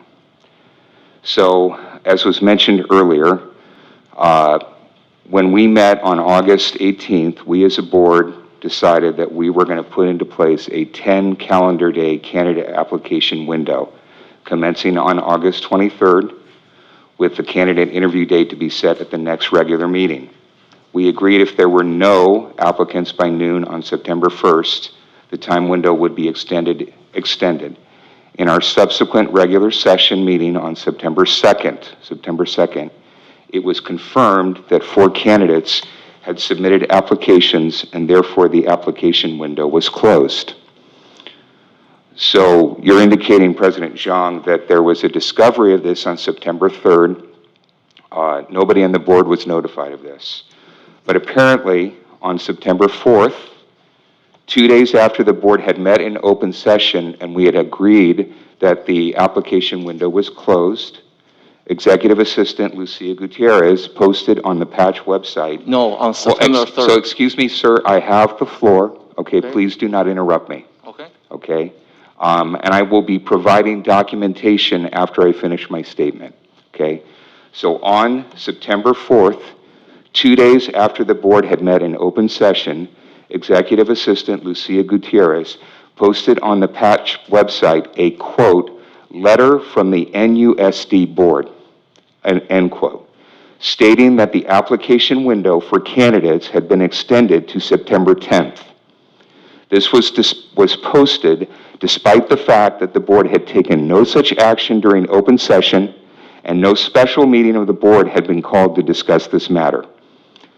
3 days later, on September 7th, Superintendent Triplett sent an email to the board indicating that, quote, in the spirit of providing additional time for possible candidates to apply and in consultation with the president, we were unilaterally, when we said we, it was Superintendent saying you or Superintendent and the president, were unilaterally reopening the application process until noon of September 10th.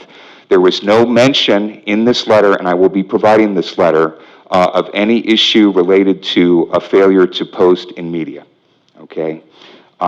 2 hours after this email went out, and there was no call from Dr. Triplett, nor you, President Zhang, there was no text message, it was just an email. 2 hours after that, staff posted a similar fraudulent letter on the district website indicating that this change had been authorized by the board at large, despite the fact that still no special session had been called to discuss this matter and no vote had been taken by the board. These actions were in direct violation of Bylaw 9121, Sections 1 and 4 of the President's duties, calling on him to carry out the will of the board and to call necessary meetings when required. This was also a violation of Bylaw 2111, Section 9, requiring the superintendent to understand that authority in these matters rests with the board as a whole, not just the president as one member of the board. And finally, and most seriously, Ms. Gutierrez and Dr. Triplett's posting of a fraudulent letter in multiple locations purporting to come from the board was a violation of Bylaw 2111's governance charter, requiring the superintendent to hold himself to the highest standards of ethical conduct. Unfortunately, on September 8th, this inappropriate conduct continued.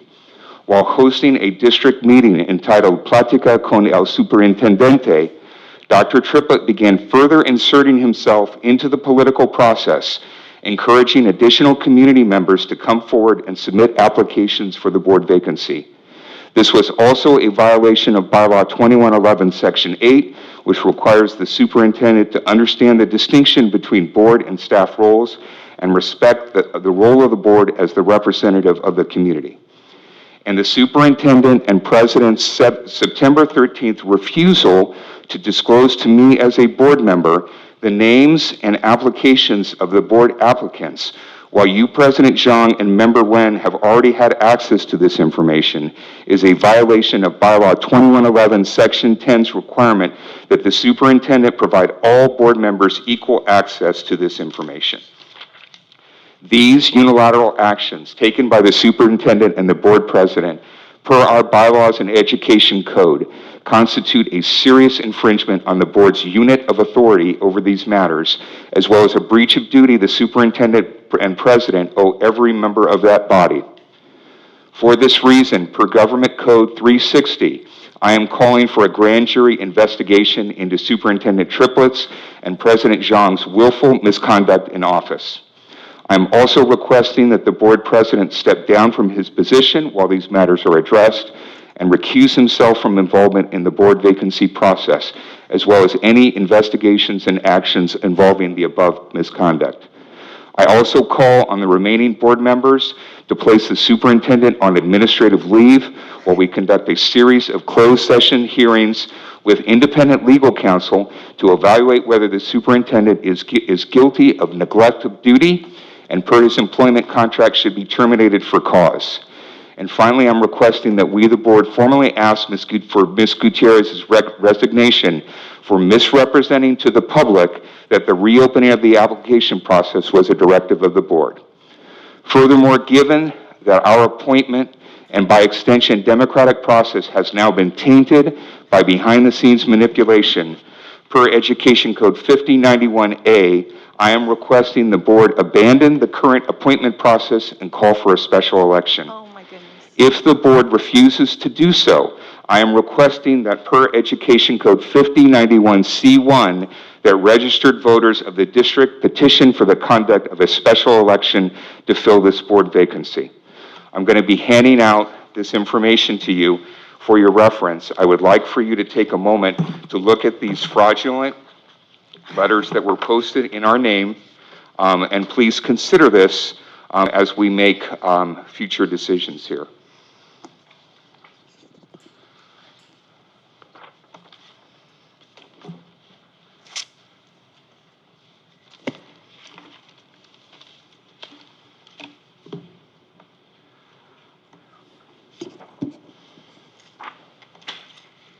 Any other board members have comment on this?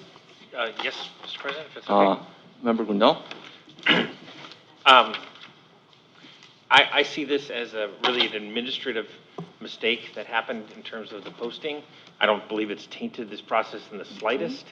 I believe that at the worst case scenario was that another citizen another person who wanted to be on the board might have been open to applying. There's no closing, there's no taint on this process whatsoever, in my opinion. It's an unfortunate administrative error, and I believe that the superintendent and the president were within their authority to correct that administrative error. And so I don't see this as a problem, and I don't see any taint in the process whatsoever.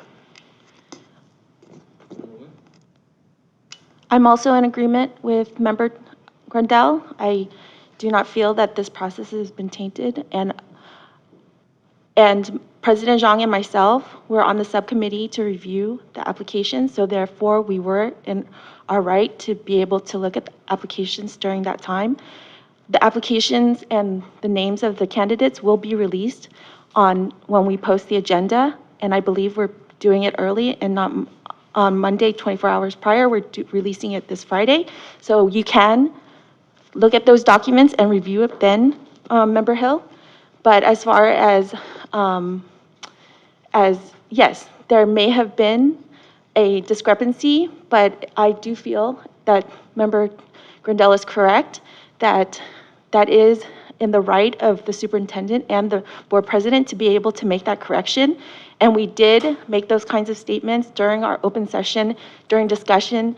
We set the timeline for application deadline, the initial one, just for that purpose, so that we can extend it if some unknown circumstances happen. And in this case, an administrative error may have occurred, and I'm not going to say that this process has been tainted. I don't think so, and I think that is very disrespectful, actually.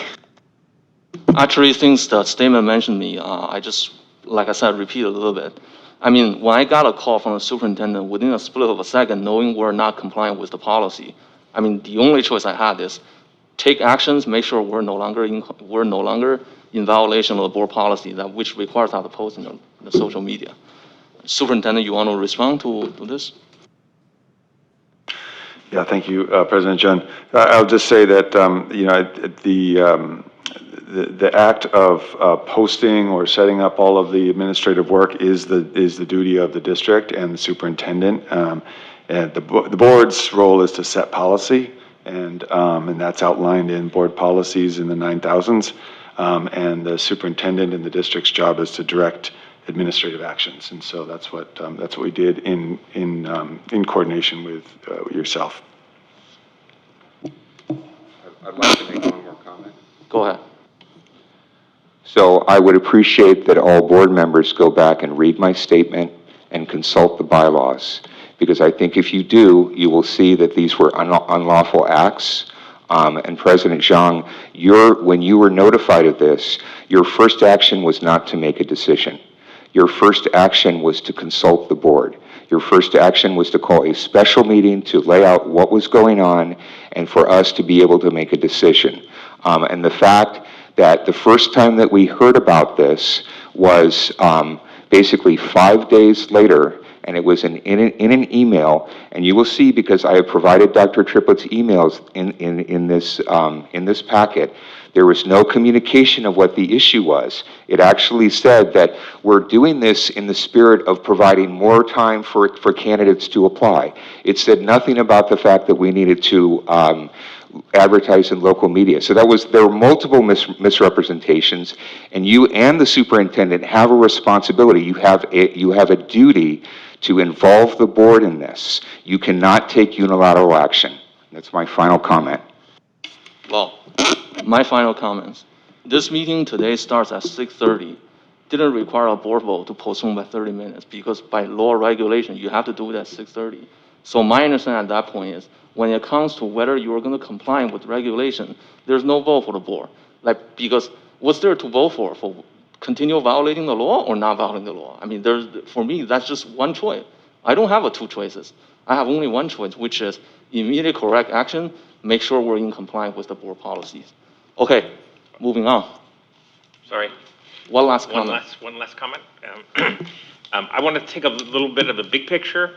What we want in this process, what I've wanted in this process, is for it to be transparent, to be fair, to be open to public examination of the application process and the appointment process. That's what we've done up to this point. What was important to me was that the subcommittee didn't narrow the applications, didn't pick anyone. You were processing administrative issues, and you weren't empowered to select anybody or narrow the choices. And the subcommittee has followed those rules, and it's appreciated. So this is a transparent process. It should be fair and open. All the candidates that apply that are eligible, meaning they live in Newark, they're voters in Newark, and that they are over 18, that all of those people get a fair hearing by this board. And I believe that's what we're doing. That's what's important to me. And I want to make it clear that's the way we're approaching this. I guess another update is, because remember we did one last Friday, I believe. Is that last Friday? Yes. Yeah, last Friday we went to read the application. I believe we have 3 final applicants. Is that right? That's correct. One applicant withdrew this week, so now there's 3. I guess last week, right? Sorry, yes, last week. That's correct. I'm sorry. Was there any reason given for the withdrawal? Not to my knowledge, no. Ms. Gutierrez, was there any reason that was given? No reason. Moving on to Apex credit recovery, 11.2. Any public comments on this? Yes, we do. The first comment will be from Brian Foster. Brian Foster, you may begin. Thank you. That's a tough one to follow.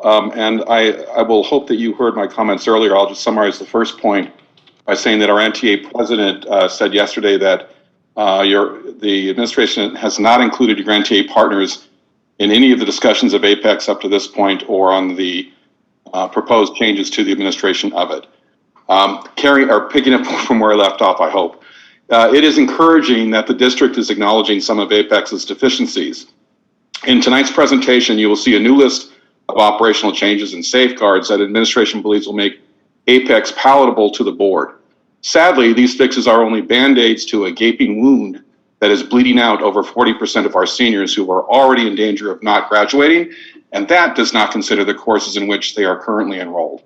The worst of Apex's abuses takes place around April and May, when administration directs teachers to create lists of students who are in danger of failing their classes. And those lists typically have over 100 entries.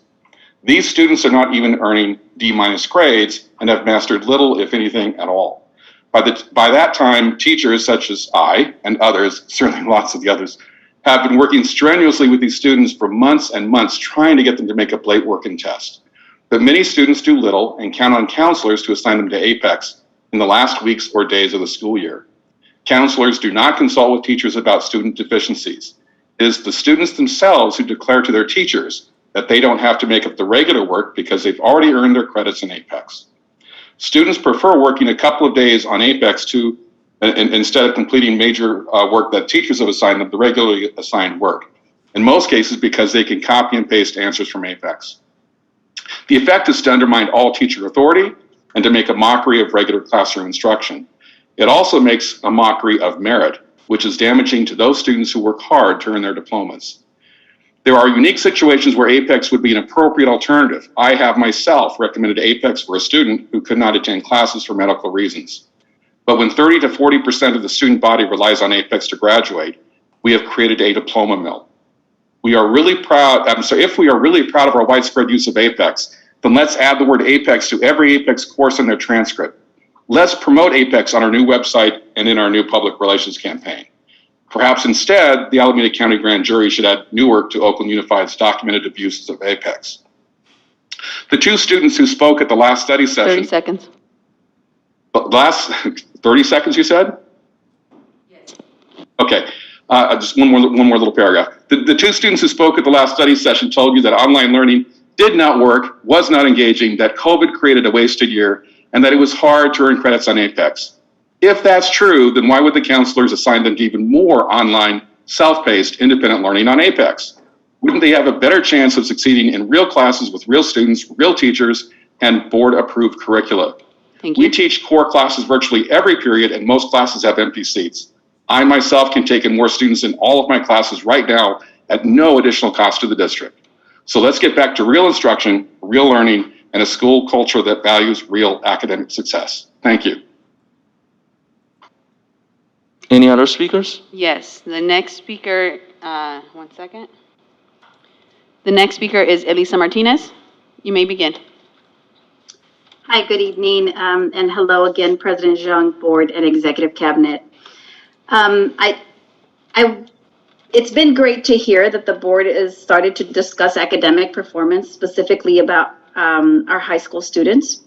I too agree that we need to expand our focus beyond graduation rates to include improving A through G college readiness completion. I don't think many of us would disagree on this issue.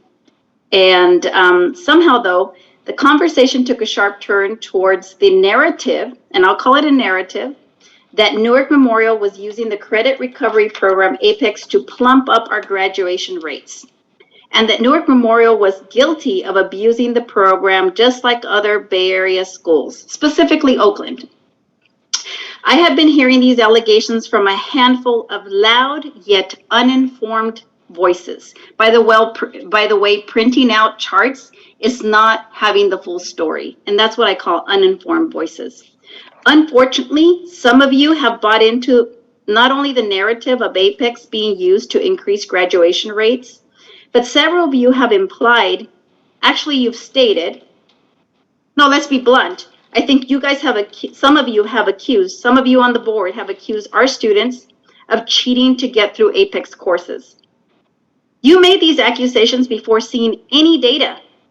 How easily you believe the worst from our students. Why is that? Member Hill, who do you imagine is doing the cheating? Picture their faces. I recommend that you think through the personal biases that you've got, that you bought in so quickly to this impassioned, perhaps, but unsubstantiated claim. You all accepted the responsibility of being representatives of Newark families and most importantly, our students. Please trust your staff to bring forth information and data before you make such accusations. To that end, I wanted to commend the district for the data shared at the last meeting and for making sound recommendations on a path forward. One of these options would be to continue to leverage Apex while working to improve the program, while you all improve the program. Fixing the system is not an immediate effort. We just heard from a teacher. We need to be realistic that we can't just find an easy answer. So we need something in the meantime, and we should continue to improve how we administer Apex.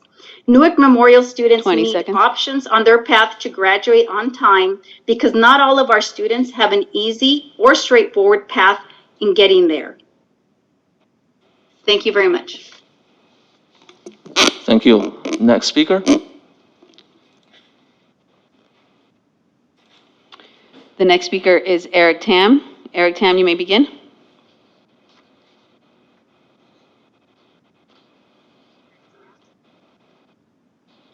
Hello, can you hear me?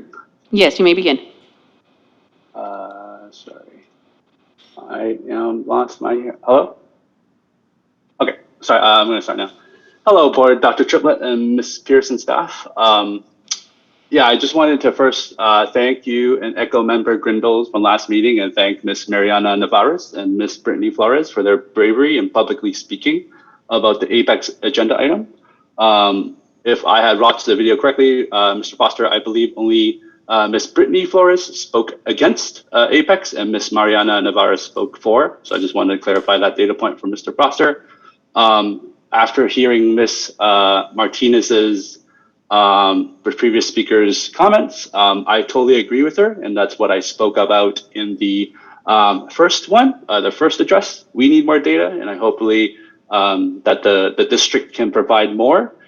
We do need to more dig in. I think I want to highlight some data points again for Ms. Martinez, who might have missed this, but you know, there is a 81% increase if you look at 2015 to 2018 on a per student basis of the usage of Apex. You know, again, and I think Ms. Pierce, you addressed my public comments directly from last session, so I wanted to follow up. Ms. Pierce, in regards to the minimum number of hours, you said, and I quote, "There is a certain minimum requirements of hours. I know we heard in the public comments around the amount of hours at Bridgepoint were different. That is true because they run a very different model at an alternative education school. Thank you for, end quote, thank you for that clarification. However, in my analysis, I also listed Newark Memorial High School. On a time per course enrollment basis, it was 50% short of your 20 hours minimum for blended model in your presentation deck. If you can shed more light, that'd be great, or if you can provide more information in your presentations. Second, per President Zhang's request for a financial analysis, was there additional material provided to the board in an enclosed packet? I would love to see how you came up with the 87,000 and 400,000 estimate on slide 5. Were they optimistic, pessimistic, or average estimates? I hope that the financial analysis can be provided to the public to review without having to go through the CPRA process. And per the request of the board, I look forward to the teachers that will speak tonight. Board, I want to advocate for teacher Brian Foster to be part of the speaking panel. I hope that the board will invite him personally to speak and not be constrained by a 3-minute timer. 30 seconds. and now I'm kind of going off script. I think it is important that you have your strongest critics in the room. I am for. I think you should hear the for message and against message. And if Mr. Brian Foster has the data and the experience to discuss Apex, I think you should bring him to the table. Now going back on speech. Ford, if you do plan to continue with Apex as part of the accountability, I wanted to suggest policy where NTA elected teachers can be part of the accountability structure, similar to an independent commission for, say, police departments. I do not agree counselors should be electing students for Apex versus working on make-up assignments. I hope the counselor and the teacher can work together and make a joint decision for what's best for the student. In conclusion, like Member Grindle and Member Hill and Member Fong said last time, I support fixing the fundamentals and setting up the students for success. I hope we're not hiding the problem with Apex decision. Thank you. Next speaker.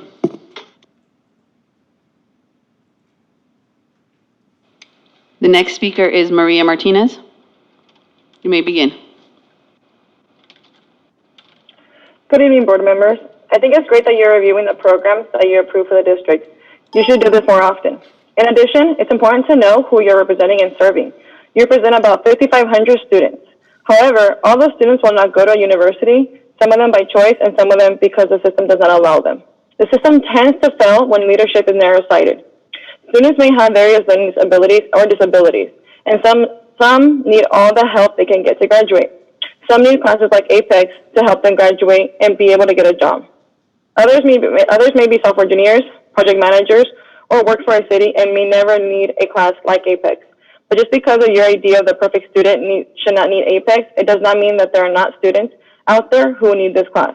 And no, these students are not taking this class just because they're lazy and like to cheat like one of your NUSD students thinks of his students. One of your NUSD teachers thinks of his students. Some students really need all the help they can get. So when you decide what programs you will approve or take away, think about all the students and not just the ones going to an Ivy League school. Thank you.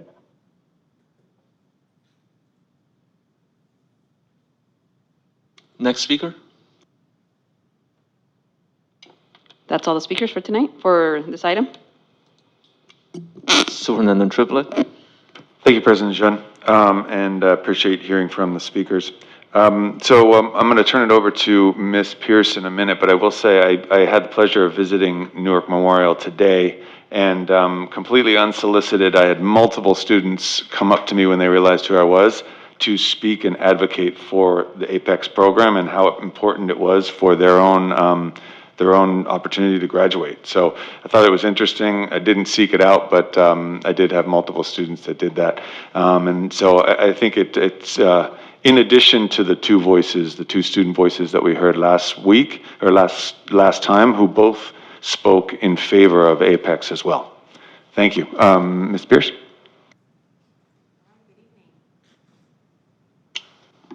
Good evening. There we go. All right. So again, following our study sessions from 8:18 and 9:2, I'm going to go ahead and continue with some of the remaining questions and some of the asks of us from the board from our last study session. I'm going to do something I normally don't do and read this slide directly. Just to correct, I think, a statement said earlier, these are current accountability structures, so these are not new accountability structures that we're adding. These are the current ones that exist. And these were developed over the last year and prior. So some of the accountability structures that do exist at Newark Memorial High School for Apex are limits on allowable credits recovered per year. Currently, they're set at 20 credits, one course at a time, and that was starting with the class of 2022. Students are allowed to take Apex credit recovery courses only after taking failing traditional courses unless there are extenuating circumstances. And keep in mind that both grades are shown on student transcripts, and we learn that many schools actually take an average of the grades that they are received. Students must perform 60% just like a traditional course or higher in order to earn credit. Tests and quizzes are locked during school hours now and can only be taken under the supervision of a Newark Memorial High School staff member. Finals are proctored by a credentialed Newark Memorial High School teacher. Teachers of Apex courses must be credentialed in the subject of the course, except for some approved electives, and there is an Apex learning agreement. Some of the questions that were asked were around fiscal impact. So we took some time. Again, there is no way to perfectly predict the future, but we wanted to give some estimates tonight as best we could. So just keep in mind these are approximations. In order to do that, we need to figure out, looking at this year, how many kids we're talking about. So again, anticipate that there's higher challenges this year due to distance learning. That's why we have laws come out like AB 104 that is basically set out there to say we recognize that students are going through a hard time. We want to make sure not only do you feel the moral obligation, but you feel the legal obligation to support them through this time. So we do anticipate that these numbers are higher this year due to the challenges of distance learning. Currently, there are 158 Newark Memorial High School seniors that are not on track to graduate out of 374. Again, very high numbers. We anticipate this is due to distance learning. The majority of these students are within 10 to 30 credits of being on track. If we are looking at our current graduation requirements, which again, what we are finding from AB 104 is that could change for this particular year. The numbers of students who could not fit into their recovery classes, so we heard some of that in public comment tonight, were 87. The number of students who we were able to fit into traditional courses already this year were 71. So a high percentage, again, APEX is a part of a total package for credit recovery, if you will. One of those packages is fitting students into traditional sections if we can do so. And we talked last time about the challenges of doing that. So, some of those challenges we discussed, they're sort of on the second bullet there. Master scheduling conflicts, so the ability to actually schedule students into the courses they need, and limited room in students' current schedule. So over 4 years, there's really only a 10 credit cushion, which isn't very much. You can essentially fail one course, and then there's no way to fit it into your schedule, even if you tried, even if you said I'm willing. If you're thinking about a six period day. So unreceived revenue. So what was asked of us was around 5th year seniors, if I remember correctly. So note, I just want to say districts do not receive ADA for 5th year seniors. So sort of the missed revenue there, if we think about each student being around $10,000 per student, is around $87,000. That's not necessarily the cost, it's just the money that we are not receiving for serving students. The additional cost of sections, if we were to remove APEX altogether, would be about, again, this is an approximation, around $400,000. The number from that came from thinking about how many courses or how many additional sections we would need, around 20. And if you look at our study session from last time, you saw how many different classes, when we said how did they do on the traditional class afterwards, you saw within a content area how many courses you would actually need in order to make that up. And so we approximated around 20 sections would be required at about $20,000 per section. That leads you to $400,000. Again, I just want to say at the bottom of this slide here, you can see it varies very dramatically year to year. And one of the benefits between online platforms, whether it's APEX or something else, is that it actually helps stabilize the cost of variation due to fluctuating numbers requiring credit recovery each year in different courses. Because you are able to take an English credentialed teacher and offer English 1, 2, 3, and 4 within that section, and that teacher can support them and differentiate the learning using the online platform. So what that does is it helps stabilize. Instead of saying 1 year we might need 40 sections, the next year we need 10 sections, the next year we need 35 sections, and so on, which becomes very challenging to budget for. In terms of regional online platforms utilized for credit recovery, this was also one of the questions that showed up. We did a poll of all of our neighboring districts, and you can see what they are using for their online credit recovery options. Again, I would say most districts, including Newark Unified School District, is using this as an additional resource. So many of the districts, including NUSD, embed those classes when they're able to do so into their master schedule. It's when they're unable to do so, or when they can't fit into sections, or when a student may need additional credit or needs a different type of learning structure, that they use their other options. And that includes summer school, that includes embedding in classes, that includes many other opportunities. I do want to take a quick note here. You see Cyber High up there a few times. We have noticed, part of our research was that districts are really trending away from Cyber High. So one of the things that we do want to start looking into is, what are the comparisons between Edgenuity and APEX? What are the comparisons of other platforms? But again, I would say almost every unified district in our neighboring districts will end up using some sort of online platform to help with their credit recovery.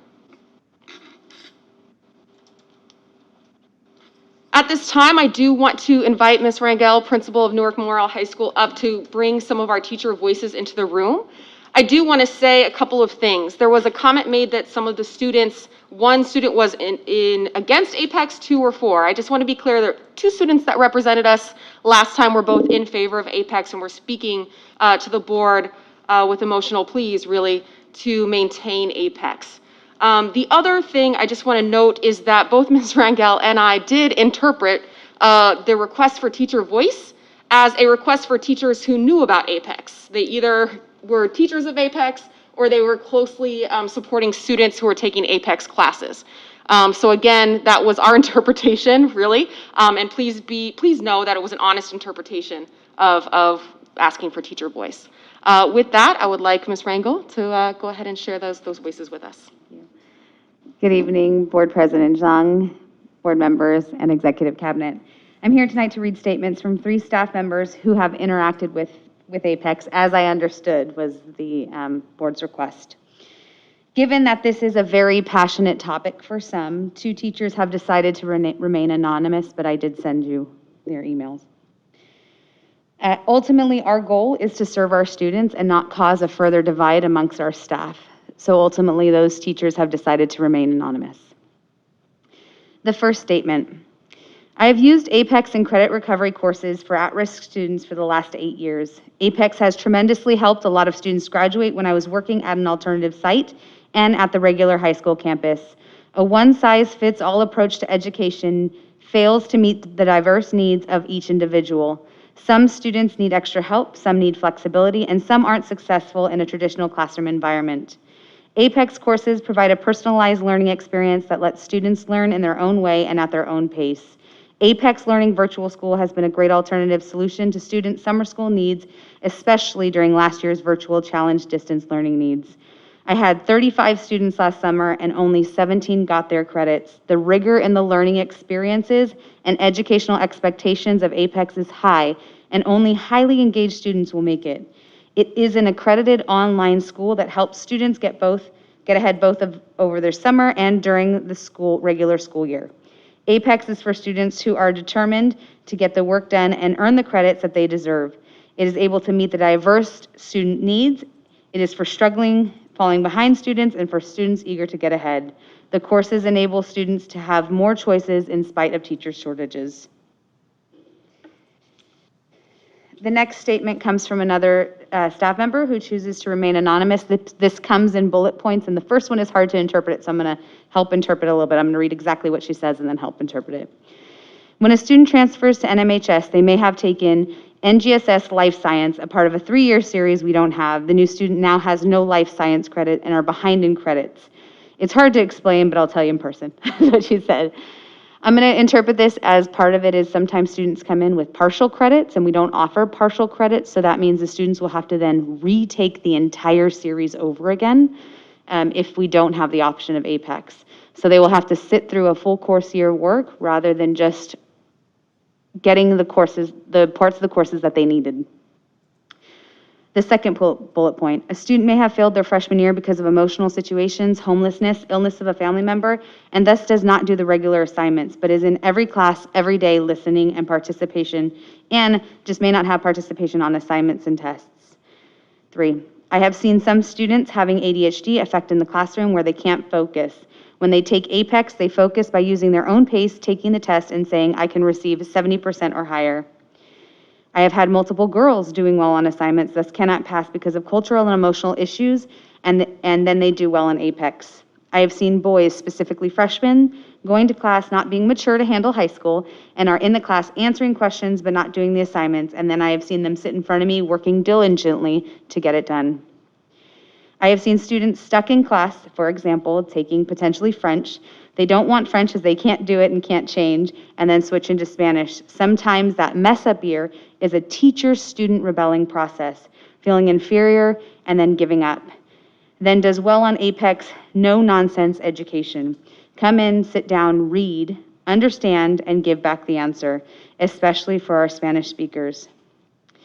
I have seen math students who just can't do it, and as it is presented once again, that year they have developed maturity and then suddenly it clicks. I have seen students emotionally distraught who went to class, listened, was polite, answering in class, but didn't do anything or have support from home at that time, but they had the support from Apex. I have seen a person fail due to home life because they had to work to help support the family and then get the chance of doing Apex and can do it again. I think ultimately that last resonates the most because we've seen that a lot during the pandemic. Finally, the one staff member who chooses to provide their name also did elicit some student voice as well. Mr. Sabangan states, Apex has provided our students another opportunity of equal learning. The benefits have shown within our English language learners, students who do not perform to their potential due to personal reasons during the school year, sickness, personal leave, etc., and those who had conflicts with their instructor and or peers in the classroom. It should be stated that Apex courses are another way to expose our students to the curriculum content. The two quotes he received from students are, during the school year, I was absent for a while. As a result, my teacher and I had miscommunication issues which led to a failing grade on an imperative assignment. Though I understood the class and the concept, the one assignment affected my transcript. Apex showed what I really learned from that class. The other quote, I moved here from Mexico only 2 years ago. The class's pace in English was too fast for my understanding. For both Apex English and math, I was able to go on my own pace and then pass the class. Thank you for the opportunity to speak for students and staff members of our community. Thank you, Ms. Rangel. So just to do an overview of the study sessions and the information that the Board of Trustees received, we did do an Apex credit recovery overview, which talked about the differences between using Apex to Fidelity and using a blended learning model, where the teacher is supplementing a lot of the work in Apex and using Apex as a support. We've talked about Apex efficacy studies. We talked about NUSD Apex usage. We brought in our community voices from students and staff. We talked about student achievement on subsequent traditional courses. We also talked about embedded interventions, continuous professional development, which brings me to some of the comments made tonight. I would love to bring some more information around A to G required courses coming up here. Credit recovery change implications. We talked about what it would do to graduation and dropout rates, budget and master schedule, the feasibility of alternative solutions, as well as some of the legal responsibilities coming up with AB 104. So with all of that information, we do come with a recommendation tonight. We are asking that you continue with Apex, maintaining the current adjustments for accountability, which were not in place in some of the grand jury reports that were discussed or brought up tonight, while continuing to research alternatives for NUSD program alignment. Thank you. Is that it, Superintendent? Yes, thank you. Okay, bringing back to the board discussion, student board member? Yes. As student board member representing the students, I feel like it's key that us as a board and staff, faculty, everyone understand that we are representing the students. I understand that there is some doubt in how Apex may work from hearing public speakers, but if you ask how the students feel, the majority of them support this. I've spent my week in the counseling center this past week and interviewing students, and every time I go to Ms. Torres's room, I hear, is Apex open? Can I sign up to this class? I really don't feel sure about this. There is doubt from students, and they really want to take Apex from missing credits last year through the pandemic or other situations. And us taking that away is taking away their resources. We saw the numbers that Ms. Pierce presented showing that 150A, I don't recall the certain number, amount of students that weren't on track to graduate. If we take away Apex, what hope do they have right now? We serve the students. We should give them all the opportunities possible to graduate and learn from this experience and hopefully move on and excel in their life. Thank you. Yes, thank you, student board member. Bring back to the rest of the board. Member Hill? So, Ms. Pierce, thank you for the presentation. So, question for you. So, in that last slide that you were showing, the earlier slide, overview of study sessions, So there's a section that talks about credit recovery change implications, and there's a sub-bullet point that says legal responsibility of AB 104. So it's my understanding in the reading of AB 104 that there are multiple methods for actually meeting that requirement. And one of those is the traditional method, which is a 5th year. And so why aren't we considering, given, some of the serious issues that have been raised here, a 5th year in place of Apex? Thank you for your question. The answer is both and. In this time, it really does take a plethora of resources, and I think that was said again in public comment tonight. Our focus is really narrowed in on Apex, and the reality is it is one piece of many that we are doing to try to support our students, not only through this time, but through the many challenges that they have. So Apex is one resource. We are still using the traditional method. Most likely we will be coming to you at some point to talk about a 5th year for seniors. But again, many students choose to not take that 5th year. And so we have to be realistic about the opportunity of whether or not some of those students will just drop out, and that will affect our numbers. That being said, it is a both and. I believe that we will need to do all of the above. Yeah, so I want to comment on this 5th year. So if you remember correctly, during the previous study session, I was really the one that asked a lot about the 5th year option, particularly given the environment of the pandemic. And after learning that we don't get any ADA for the 5th year option, so that sort of is a deal breaker for me already at that point. Yeah, it's just unfortunate that that we don't receive any funding for 5th years. And obviously there's also the downside of the dropout rate, and obviously I mentioned during the study session, during the session that the emotional downside about being a senior and a 5th year senior.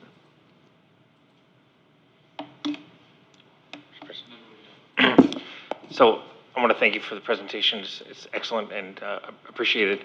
I do continue to believe that the approach that we talked about at the study session is the right way to go forward. I think one size does not fit all, and certainly the idea that a student that had a problem during a certain time or didn't get a certain concept ends up having to take the entire course again when they could use Apex to correct that is the idea that we wouldn't make that an option is really a tragedy. What we want to do is get the students to the point where they're succeeding and they've learned the material, that it's not about butts and seats, excuse my French. It's about actually learning and actually achieving so they can go on to even greater things in their lives.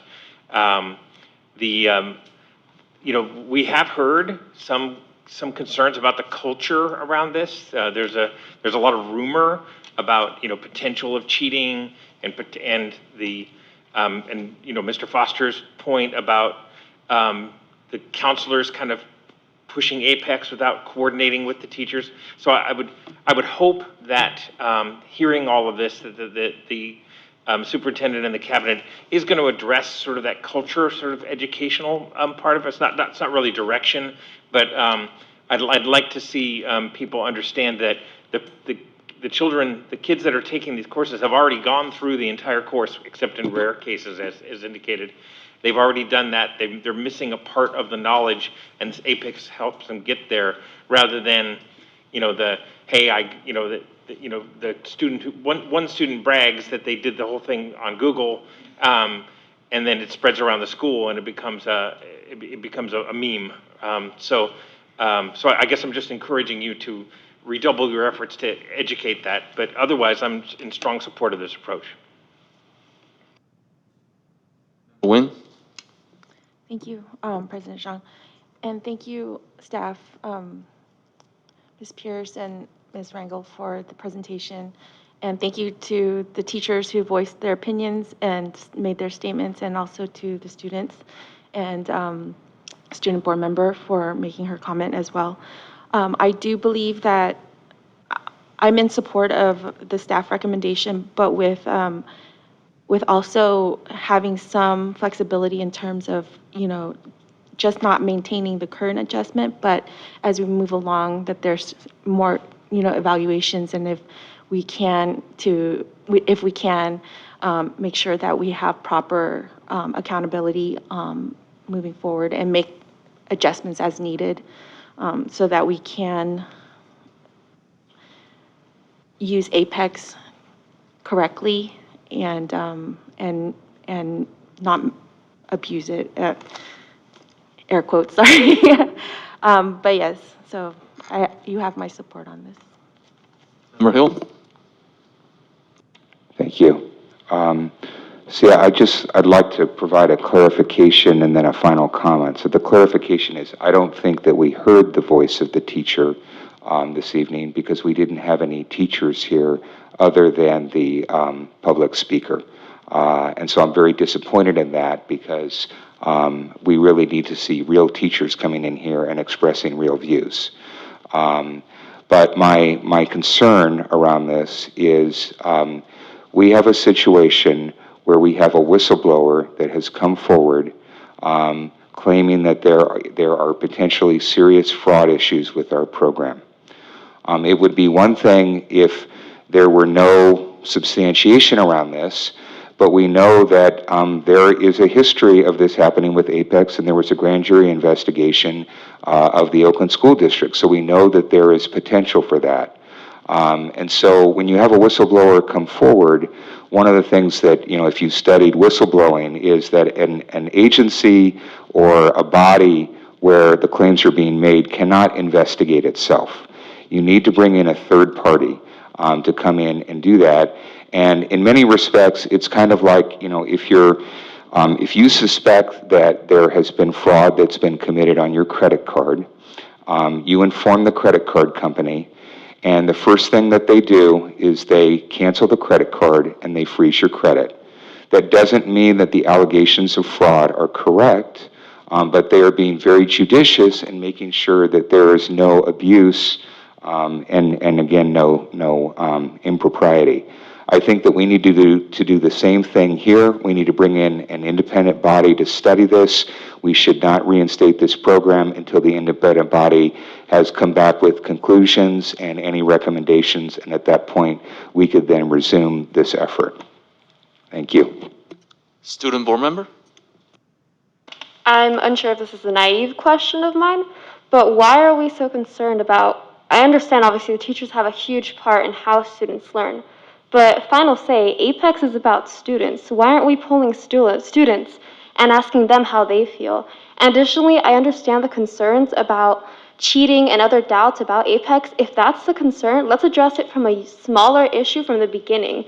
Fixed and growth mindsets, SEO programming, let's work on that and figure out why students are struggling from the beginning. Like board members have said, one type of education does not fit all. Let's change that then. That doesn't mean we have to take away resources from students because we see these doubts. If we see these doubts, let's start from the beginning rather than just seeing a simple solution and taking it away. Thank you. So I also want to offer my final comment. So at the beginning of this study session, I was actually, to be honest, leaning toward terminating this program because I did hear some of the things, but after hearing the students' voice and the staff recommendation, and also the rest of the board, the other board members have spoken up on this issue. I think I cannot accept a compromise on this program to keep supporting this program.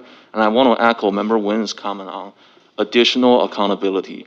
So I just want to ask, if we're requesting additional accountability for the current APEX program, what will be that additional accountability? So if we can have additional accountability, I'm happy to accept a compromise and support this program. And then next year at this time, we're going to look at this accountability result. We're going to see if this is really effective. If it's not, then we'll come back. We'll need to discuss this again, whether we want to terminate this program. So that's my question. So the answer is quite a bit. There's a huge range of accountability structures that we as a district can choose to implement or put into place. Some of those, and they range in districts. Every district kind of creates their own balance that makes sense for them. So I believe in one of the earlier study sessions, we talked about some of those. It's how you lock assessments, who's taking them, the amount of hours, how many credits you can take at a time, when students can access the platform. All of those things can be put in place. It's actually one of the reasons why when you read the grand jury report, it actually says very bluntly, the platform of Apex is rigorous. It's how you implement it that matters.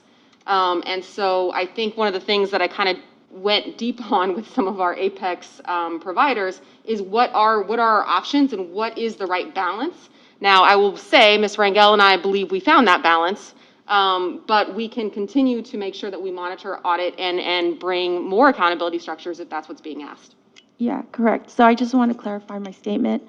The current accountability structure that you have laid out in your presentation, it addresses the fact that there are rumored cheating. So you guys are proctoring all the tests and making sure that the students are only taking it if they're failing a traditional course.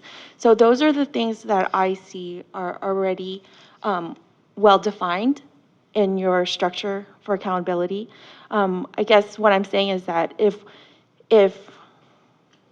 the current structure, accountability structure, is not working after we evaluate it after this next year, then we should try to implement and some more accountability into the structure, right? But so that's what I'm saying is that I just don't want us to be limited to the current accountability. I want us to be flexible in order for us to be able to add any accountability as needed moving forward with the program. So, and I think that you guys are evaluating that and know exactly what our concerns are and have addressed it. So that I really do appreciate. So thank you.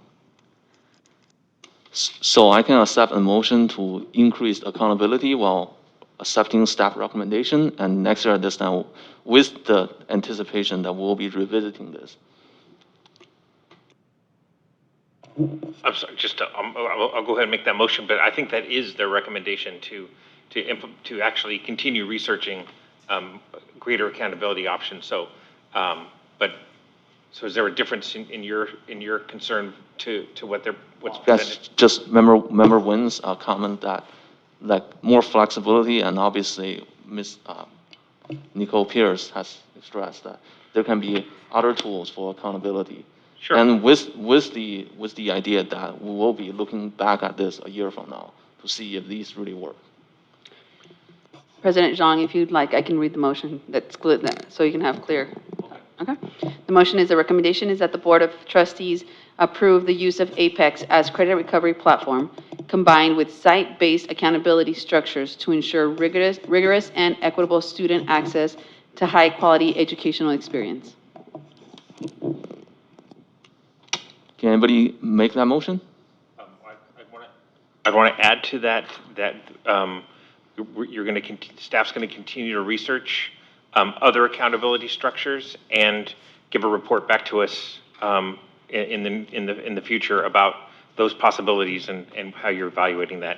So given that, I'd make that motion. Board member?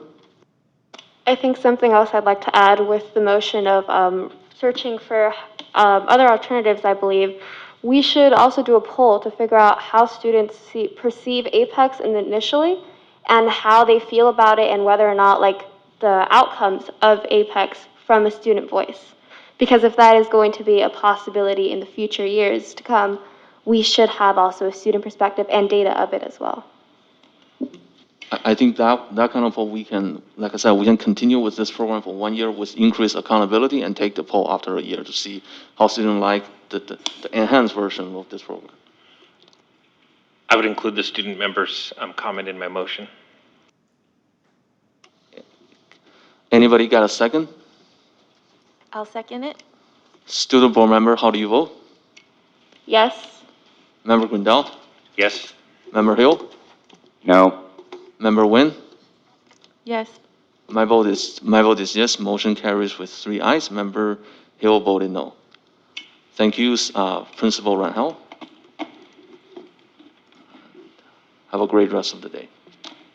Moving on to 11.3, amend resolution 2020.21-025 to delegate authority to procure necessary materials, equipment, and services to provide distance and or in-person learning for staff, teachers, and students to mitigate the effects of COVID-19. Any public we do have public speaker, Ms. Parks?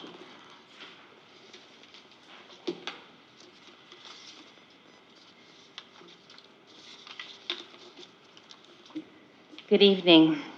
On April 1st, 2021, when the resolution was brought forward, Ms. De La Cruz's comment was, "What this does is allow staff designee to declare emergency situation. We would be able to purchase the equipment and then we would go back to the board and get your approval and let you know that this is what we've done because of the situation.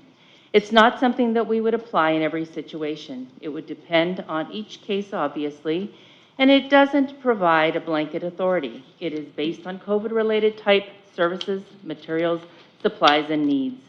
The following is 2 excerpts from board members.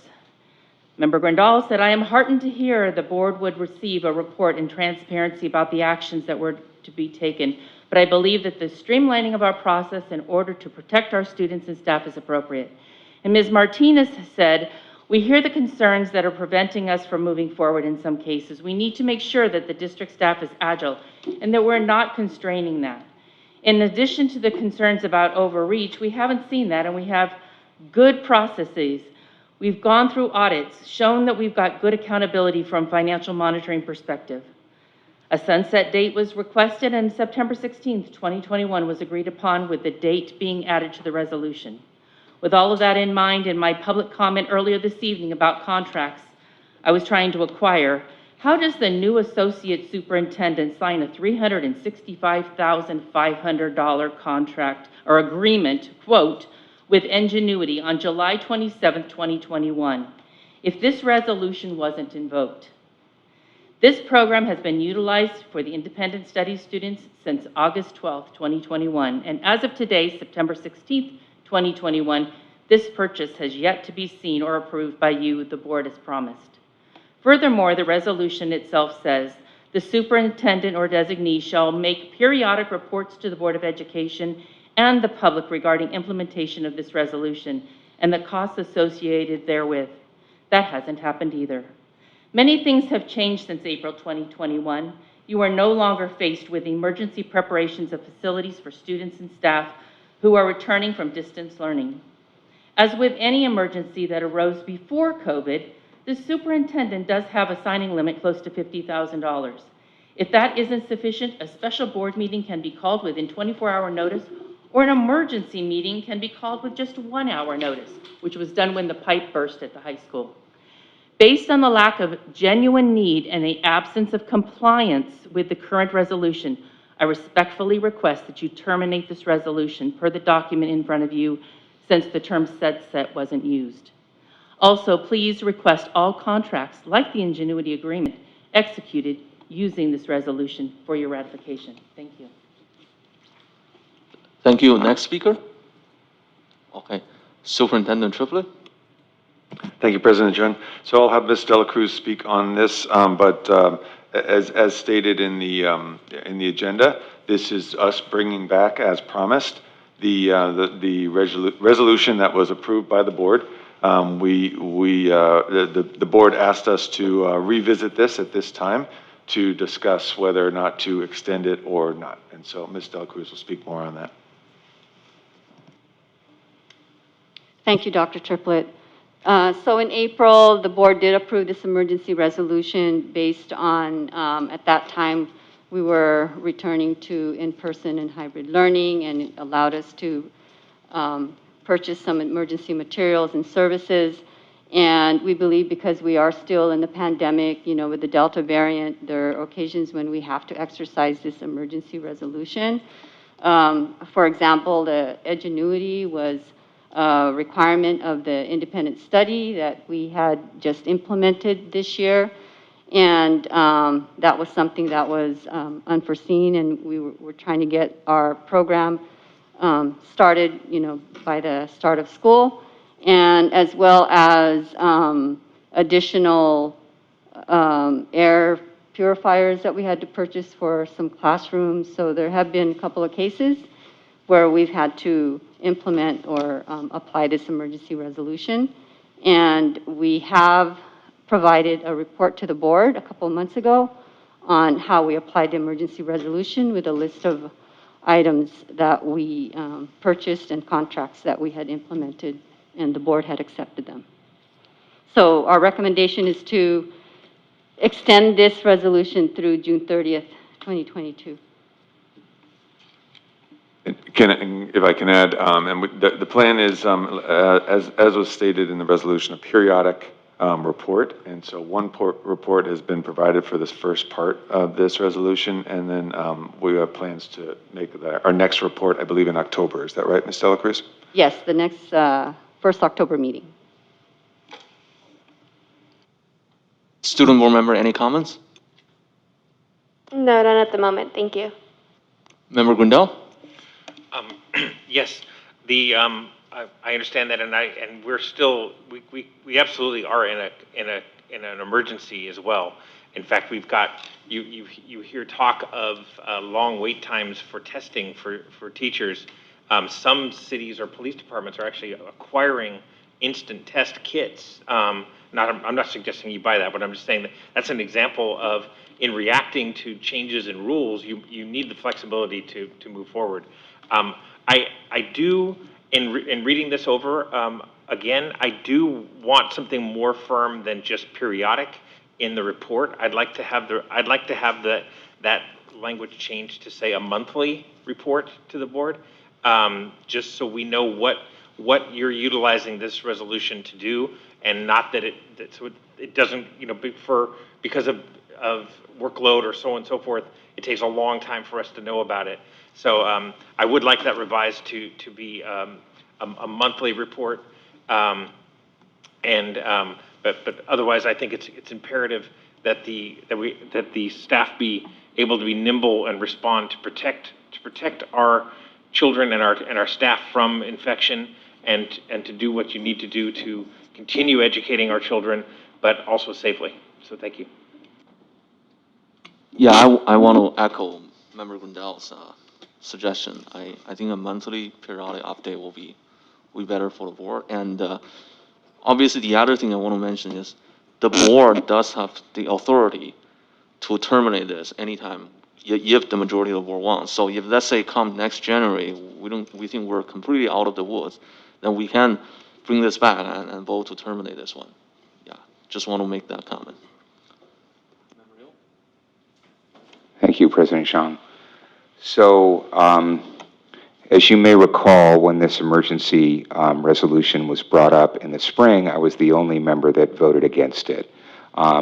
It's for the very reason that we're here right now talking about how there were promises and guarantees that essentially we were giving up our oversight. And I can tell you, having spent 26 years in the business world working with publicly traded companies at the highest levels, that there's a reason why you have internal controls. There's a reason why you have signing authority and signing limits. It's to make sure that you have proper oversight. And we abandoned that, right? We gave that up with the assurance that we were going to be provided proper reporting, and now we're finding out that there are hundreds of thousands of dollars of software contracts that have been put into place. Who knows what level of scrutiny has been applied to that? And furthermore, there's been no reporting to us, to the board. And I can tell you that in my business career, I've spent most of that time actually helping companies implement large programs such as this. And I can tell you that none of them are implemented on an emergency basis. They're way too complicated. And so I don't think it's appropriate that we continue to have this emergency resolution in place. I believe that if there are ad hoc issues that we need to deal with, we can call a special meeting and we could discuss it, especially given the existing signing authorities, right? I highly doubt that we're going to have events where we have something over the superintendent's signing limit that is going to come on an emergency basis on a frequent basis. He's got a $50,000 signing limit. Again, I think if it's greater than that, we can make the time to go and look over it and approve it. So I don't support the continuing of this resolution. I think it should be rescinded. Any other comments from the board? What about the timeline for this timeline of this resolution? I don't have a comment. President Chen, could I just get clarity? Because I heard both Member Grindel and yourself talk about a month, like a monthly report. Just playing that out. So if, is that, are you referring to a month from the date of purchase, Member Grindel? Or, yeah, I'm just thinking with 2 meetings a month. Yeah, go ahead. Yeah, I mean, we could be more specific if you want, but what I was thinking is that at the first meeting of each month, we would get, as a part of our staff, as part of the report, on consent perhaps, there would be a listing of every place you've invoked this emergency authority. So, and obviously that would be up until the agenda deadline, right? So, so that each, at the first meeting of each month, we would get a report of where you've invoked this authority. That's what I would think. I don't know if we have to be that specific in the resolution, but we can be. Thank you for that clarity. Yeah, with that understanding, very similar to our warrant report, which is a monthly report that goes in our consent. And if there are no purchases or contracts to report, then we would state that. Is that acceptable? That's what I was thinking, but I'm one of 4. I'm in agreement with Member Grindel. I think that is sufficient. Thank you. Yeah, I think every other board meeting, we will see that report by definition. Any motion on the table? Anybody wants to make a motion?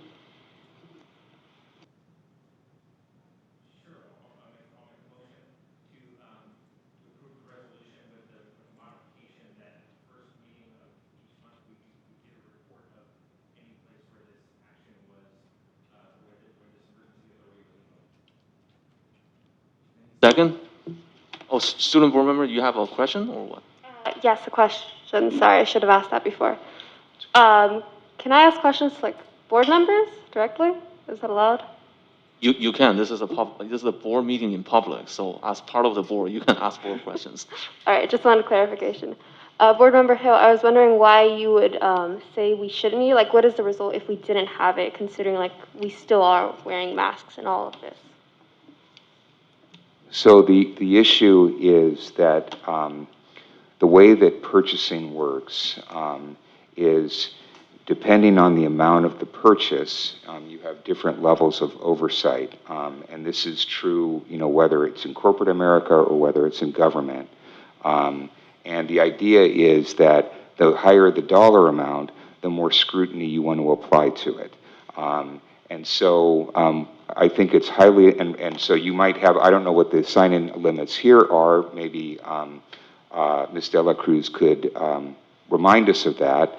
But I think that we heard that Superintendent Triplett's signing authority is $50,000. So what that means is that he doesn't have to go all the way up to the board, to get approval to sign off on that. I think it's highly unlikely that we're going to have many purchases that are greater than $50,000. So the number is going to be very few. The ones that do come up, we can easily call an emergency meeting and we can say, this is an important thing.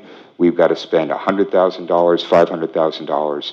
But it's the board's fiduciary responsibility to make sure that we're spending the public's money, because this is public taxpayer money, that we're spending it wisely, and that's the board's duty, and we shouldn't be abandoning that duty. So that's my logic. So there's a motion on the table. Any second? I'll second. Student board member, how do you vote? Yes. Member Grindel? Yes. Member Hill? No. Member Nguyen? Yes. My vote is yes. Motion carries with 4 ayes, and Member Hill voted no. Watching the clock, I believe we have time, but I would entertain, I move that we extend the meeting till 10:15. I'll second that. Okay, seconded by Member Nguyen. Student board member, how do you vote? Yes. Member Grindel? Yes. Member Hill? Yes. Member Nguyen? Yes. My vote is yes. Motion carries unanimously. Meeting gets extended to 10:15. Student board member, you always feel free to leave after 10. You don't need to stay beyond 10. Moving on, consent agenda, personnel items, personnel report. May I get a motion to approve the personnel report as presented? I move to approve the personnel report as presented. I will second this. Member Grindal, how do you vote? Yes. Yes. Member Hill, how do you vote? Given my earlier concerns around hiring, I cannot vote yes on this. I vote no. Member Nguyen, how do you vote? Yes. My vote is yes. Motion carries with 3 ayes. Member Hill dissented. Moving on to Mr. consent. President, I just want to explain to our student member that she doesn't vote on personnel Yeah. items. That's why you weren't asked. Moving on to consent agenda, non-personnel items. May I get a motion to approve 13.2 all the way to 13.7? Does this include the warrant report? Yes. Can we take that out? Yes. So I move that we approve 13.2, Resolution 2021.22.04, declaring surplus equipment. 13.3, MOU with Mark Bishop, mental health clinician. 13.4, master contract with ACTS for special education services. 13.5, agreement with Jackie Melcher, mental health clinician. And 13.7, minutes of the September 2nd, 2021 regular meeting of the Board of Education. May I get a second? I second the motion. Seconded by Student Board Member Resendez Ortiz. Student Board Member, how do you vote? Yes. Member Grindal, how do you vote? Yes. Member Hill, how do you vote? Yes. Member Nguyen, how do you vote? Yes. My vote is yes as well. Let me try if I can open voting on this machine. Did anybody get the voting from? Okay, then I guess we'll use this. So it looks like the request to speak doesn't work, but open voting actually works. President Zhang, Yeah. the voting on the side panel Yeah? does not reflect to board docs, so it needs to be voted on board docs, so it can Okay, I be, see. yes, thank you. Okay. 13.6, warrant report for August 2021. Do we have public speaker on that? The warrant report? Okay, Member Hill? Yeah, again, I have serious concerns about how our procurement is operating, and I've requested in the past that we have a study session or some type of explanation, but especially given the recent disclosure. I mean, and I'm very frustrated that this isn't something that's being brought to us. This is having to be found by a private citizen, that we're spending hundreds of thousands of dollars in software contracts, and there's no reporting to the board. So I have concerns about our internal controls and also our reporting, and so I cannot in good conscience, given all of the items there, I cannot in good conscience vote to approve those. So actually, I want to comment on this item as well. So 2 days ago, I went to the Memorial High PTAs, and then superintendent also happened to be there. So after that, I had a conversation with him on this particular item about the ingenuity purchase. So I wouldn't say this is caused by private citizens. So 2 days ago, I had this conversation with superintendent, and he heard my feedback in our private one-on-one, and next meeting, we'll have this report. That's what we promised. So I'm satisfied with our conversation. Member Hill? So again, I'm concerned about selective information that's being shared by the superintendent, because the superintendent did not share that information with me. So this is the first time I'm hearing that we're spending hundreds of thousands of dollars on software contracts, and we're not getting any reporting on it. Student board member? Could I ask what the warrant is about? I'm a bit lost. So the warrant report is pretty much the procurement and the spending item in the past, whatever August 2021. And the issue with it is? So there's one item for the online independent study for the Bridgepoint that we need to comply with, I believe, a law by certain time. So Superintendent, can you explain that? Yes, so there is an item that it seems to be being referred to purchase Edgenuity. It's an online software that we purchased to support the independent study virtual option for students at Crossroads. And that there was is time sensitive because school was starting and we had very little time based on when the governor told us about the requirements for independent study to determine a program, make a program essentially. And so we did share, actually, with the board about Edgenuity. Members of the board asked questions. I believe Member Hill asked some questions about Edgenuity, and I believe some others did as well. And so there's no hiding the fact that we were purchasing Edgenuity. And so on the warrant report is the purchase itself, which was $300 and some odd, I believe. It was $367,000. And just to add a little bit about what the warrant report is all about, these are actual checks that we've issued payments for. So usually what happens is there's a purchase order that's issued or a contract that's issued to the vendor or the contractor. And once they've fulfilled the contract or have delivered the goods, they send us an invoice and we issue the check. And that's what a warrant is. So this is a list of all the checks that we've issued to our different vendors and our contractors. And also, this also goes with the resolution that we had prior that we were approving. So that resolution authorized the staff to be able to make those kinds of emergency purchases that are time sensitive. So, and so that's just an example, and that's why it's also on here. Okay. Member Grindel? I was going to make a motion to approve item 13.6.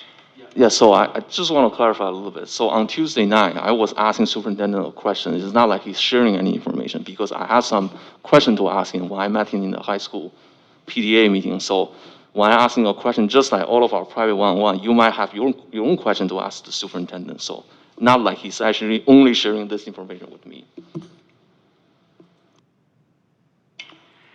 Final comment? Yeah, and again, just for the student members' benefit, so the concern here, right, is that you don't start paying somebody until you have a contract. And a contract amounts to a large sum of money, and then you may be paying them in increments over time.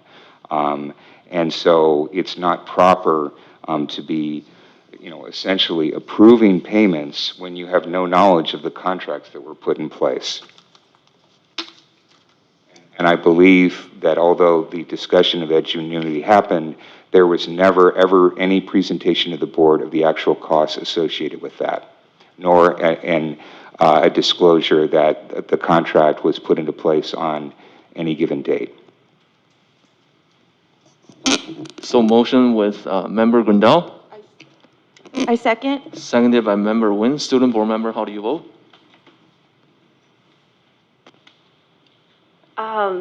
Honestly, I'm still thinking about it. I see both sides and still. You can abstain. I'll abstain then. Member Grindel? Yes. Member Hill? No. Member Nguyen? Yes. My vote is yes. Motion carries with 3 ayes. Student board member abstained. Member Hill dissented. Moving on, Board of Education Committee reports, requests, and announcements.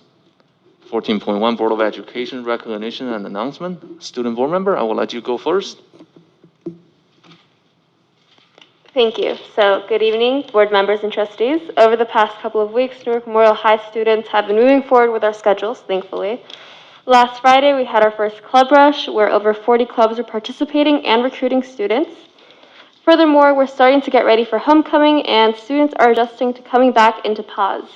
However, one of our issues at the moment is that the SEL program is not benefiting the students and I as much as we had hoped for. It's often not being used wisely by all the teachers from what I've heard and been reported to. Additionally, multiple students are still missing their core subject textbooks, which should have been addressed since the beginning of the school, rather than right now, where textbooks are barely coming in and being distributed. Last but not least, we're having our Cancer Awareness Night on October 4th, which will take place at our football game. We'll be honoring those who have passed away and survived cancer, so feel free to join us. Thank you. Thank you. Member Grindel? Yes, first of all, I want to recognize National Hispanic Heritage Month. It's very important that these kinds of recognitions go forward. In addition to all of our family that feels a connection to Mexico. I wanted to say happy birthday because it's Mexico's birthday today. So thank you. Member Hill? Yeah, I want to echo Member Grindel's sentiments. So, yeah, I mean, especially considering the large number of Hispanic residents that we have here in Newark, that we should definitely celebrate Heritage Month and the contributions that have been made, and it makes our country stronger. So, yeah, I echo your sentiments. Thank you. Member Nguyen? Thank you. I do want to recognize that it is Hispanic Heritage Month, and that we do have a large Hispanic Latino community. And I just wanted to also acknowledge and recognize Avanzando for all of the hard work that they do in our community to help promote, and this is from their mission statement, promote the advancement and empowerment of the Latino youth, their family, and our community through education, leadership, and networking opportunities. I think that's tremendous mission, and they have been doing a tremendous job in our community, raising money for our students, advocating for them, and also awarding them with scholarships each and every year for our seniors. So I want to thank Avanzando for being a huge support to our Latino community, and also wanted to thank all of the teachers, especially at the junior high and the high school teachers and principals for their back to school night. I was able to attend the high school's back to school night event yesterday, and was able to speak to some of the teachers and listen to what the administration there has planned for the upcoming year. So I'm really excited for the students and for them and for all the teachers. And then and I hope that will be able to attend some of the other back to school nights for the elementary schools. So that's it. Thank you. Yeah, want to echo all board members that I think we should celebrate the Hispanic Heritage Month, started yesterday. And obviously, happy birthday to Mexico and happy birthday to many other Central American countries today. And 2 days ago, like I said, went to the high school PTSA. Haven't been there physically for more than a year. I was glad to see everybody back in motion. That's it for me. Moving on, Board of Education Committee reports. Mission Valley ROP. So after the resignation of Member Martinez as the alternate member, I assumed the presidency of the Mission Valley ROP because this year was Newark's turn. And I attended their meeting last week. It was a very smooth meeting, and talking about the biggest item is obviously the budget. Last year they have a small surplus, but this coming year, due to no COLA, I think there will be some financial strains in the Mission Valley ROP district. And a small caveat is that this is actually the first time Mission Valley ROP are consisting of all the presidents from the Tri-City School Board.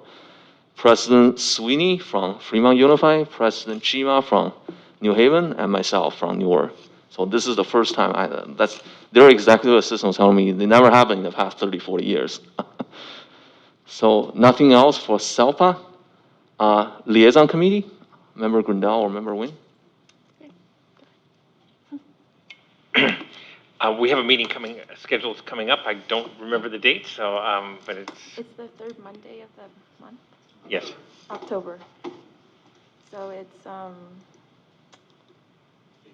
yeah, it's the 18th. Thank you. We have a meeting coming up the 18th, and I believe it's going to be at the new City Hall.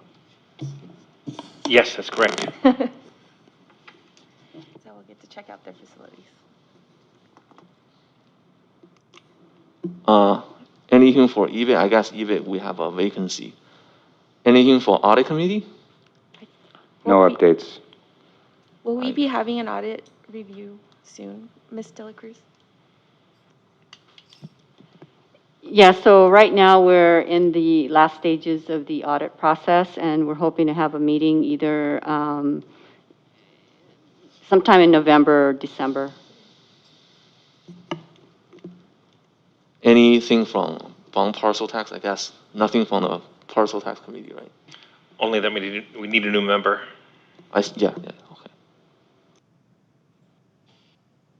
Moving on, education request. Student board member, you feel free to leave. I think it's past 10 p.m. Student board member, any requests? No, but thank you. Member Grindel? I have no request this evening. Member Hill? So I have a request, and it's a follow-up request. So at a prior board meeting, I had expressed concerns around closed session and the proper protocols for conducting closed session and the membership and who should be present during what topics. We as a board voted that we would bring in legal counsel in open session to discuss this topic and allow us, to basically ask questions and for both us and the public to hear the guidelines. We have since had a legal opinion provided privately to the board from Dr. Triplett regarding this, but this was not what we asked for. And so I would like to again express that the will of the board, our vote, was that we bring in an independent counsel in open session for us to discuss proper protocols and attendance for closed session.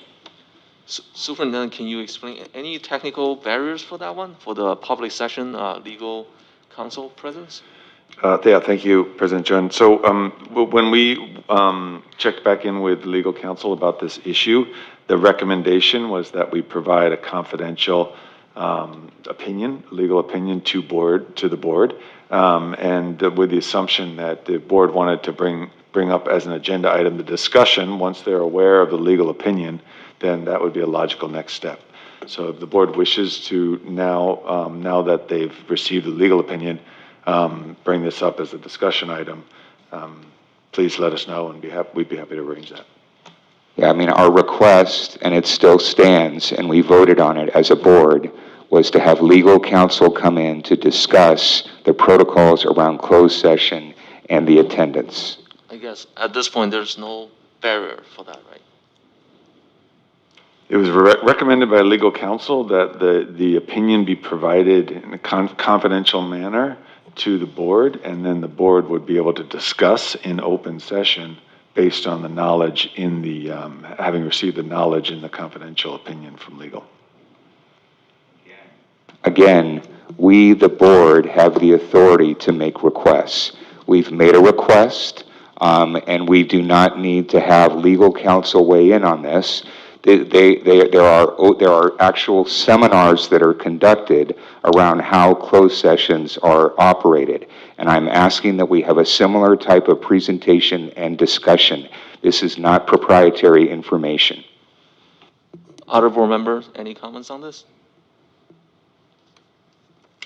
I'm satisfied with the documentation that was provided per council. I mean, if we want to have a further discussion, open session, I'm okay with that, but I don't think that we need to have additional legal counsel present during the discussion. Member Grindel? Yeah, I would agree with Member Nguyen. I think a discussion to kind of clear the air on the question is worth doing, but I don't think we need a seminar, and I don't think we have to have our attorney here. From my reading of the regulations, there's a fair amount of leeway to the superintendent in terms of who on staff is necessary to be in the meetings, and I'm perfectly fine with having a discussion and airing that, and we can share our various opinions on that. But I don't think we need a seminar or necessarily to haul a high-powered attorney, high-cost attorney down here to hear us complain. So we, as a board, voted on this. The text of this was very clear. Are we, as a board, now reversing the vote that we made? Well, I think if the legal opinion is saying that it's best, he provides us as a confidential memo, and then the board can have an open discussion. If he doesn't recommend himself showing up to the open session, I'm fine with this. I can vote that we can have open discussion, but I'm satisfied with the legal. We requested for legal counsel to be present That was what we voted for. Then I move that we don't need legal counsel to be present in the public session. Can I get a second? I second that. Member Grandal, how do you vote? Aye. Member Hill? No. Member Nguyen? Yes. My vote is yes, so The we might, student, we the student can, member can vote on this. student board member, how do you vote? Yes. My vote is yes as well. Motion carries with 3 ayes from the board members. Member Hill dissented. Member Nguyen, what's your request?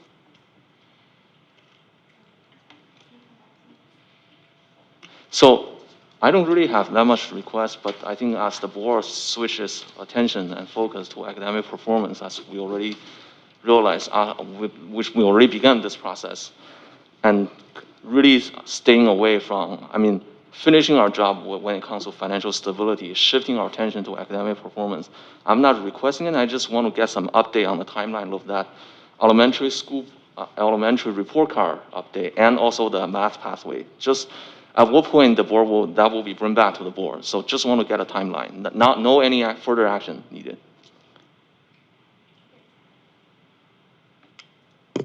Superintendent, if you get an answer, I guess, you can tell, what will be the timeline, the time that those 2 items bring back to the board? Because I believe we agreed that those will be back to the board.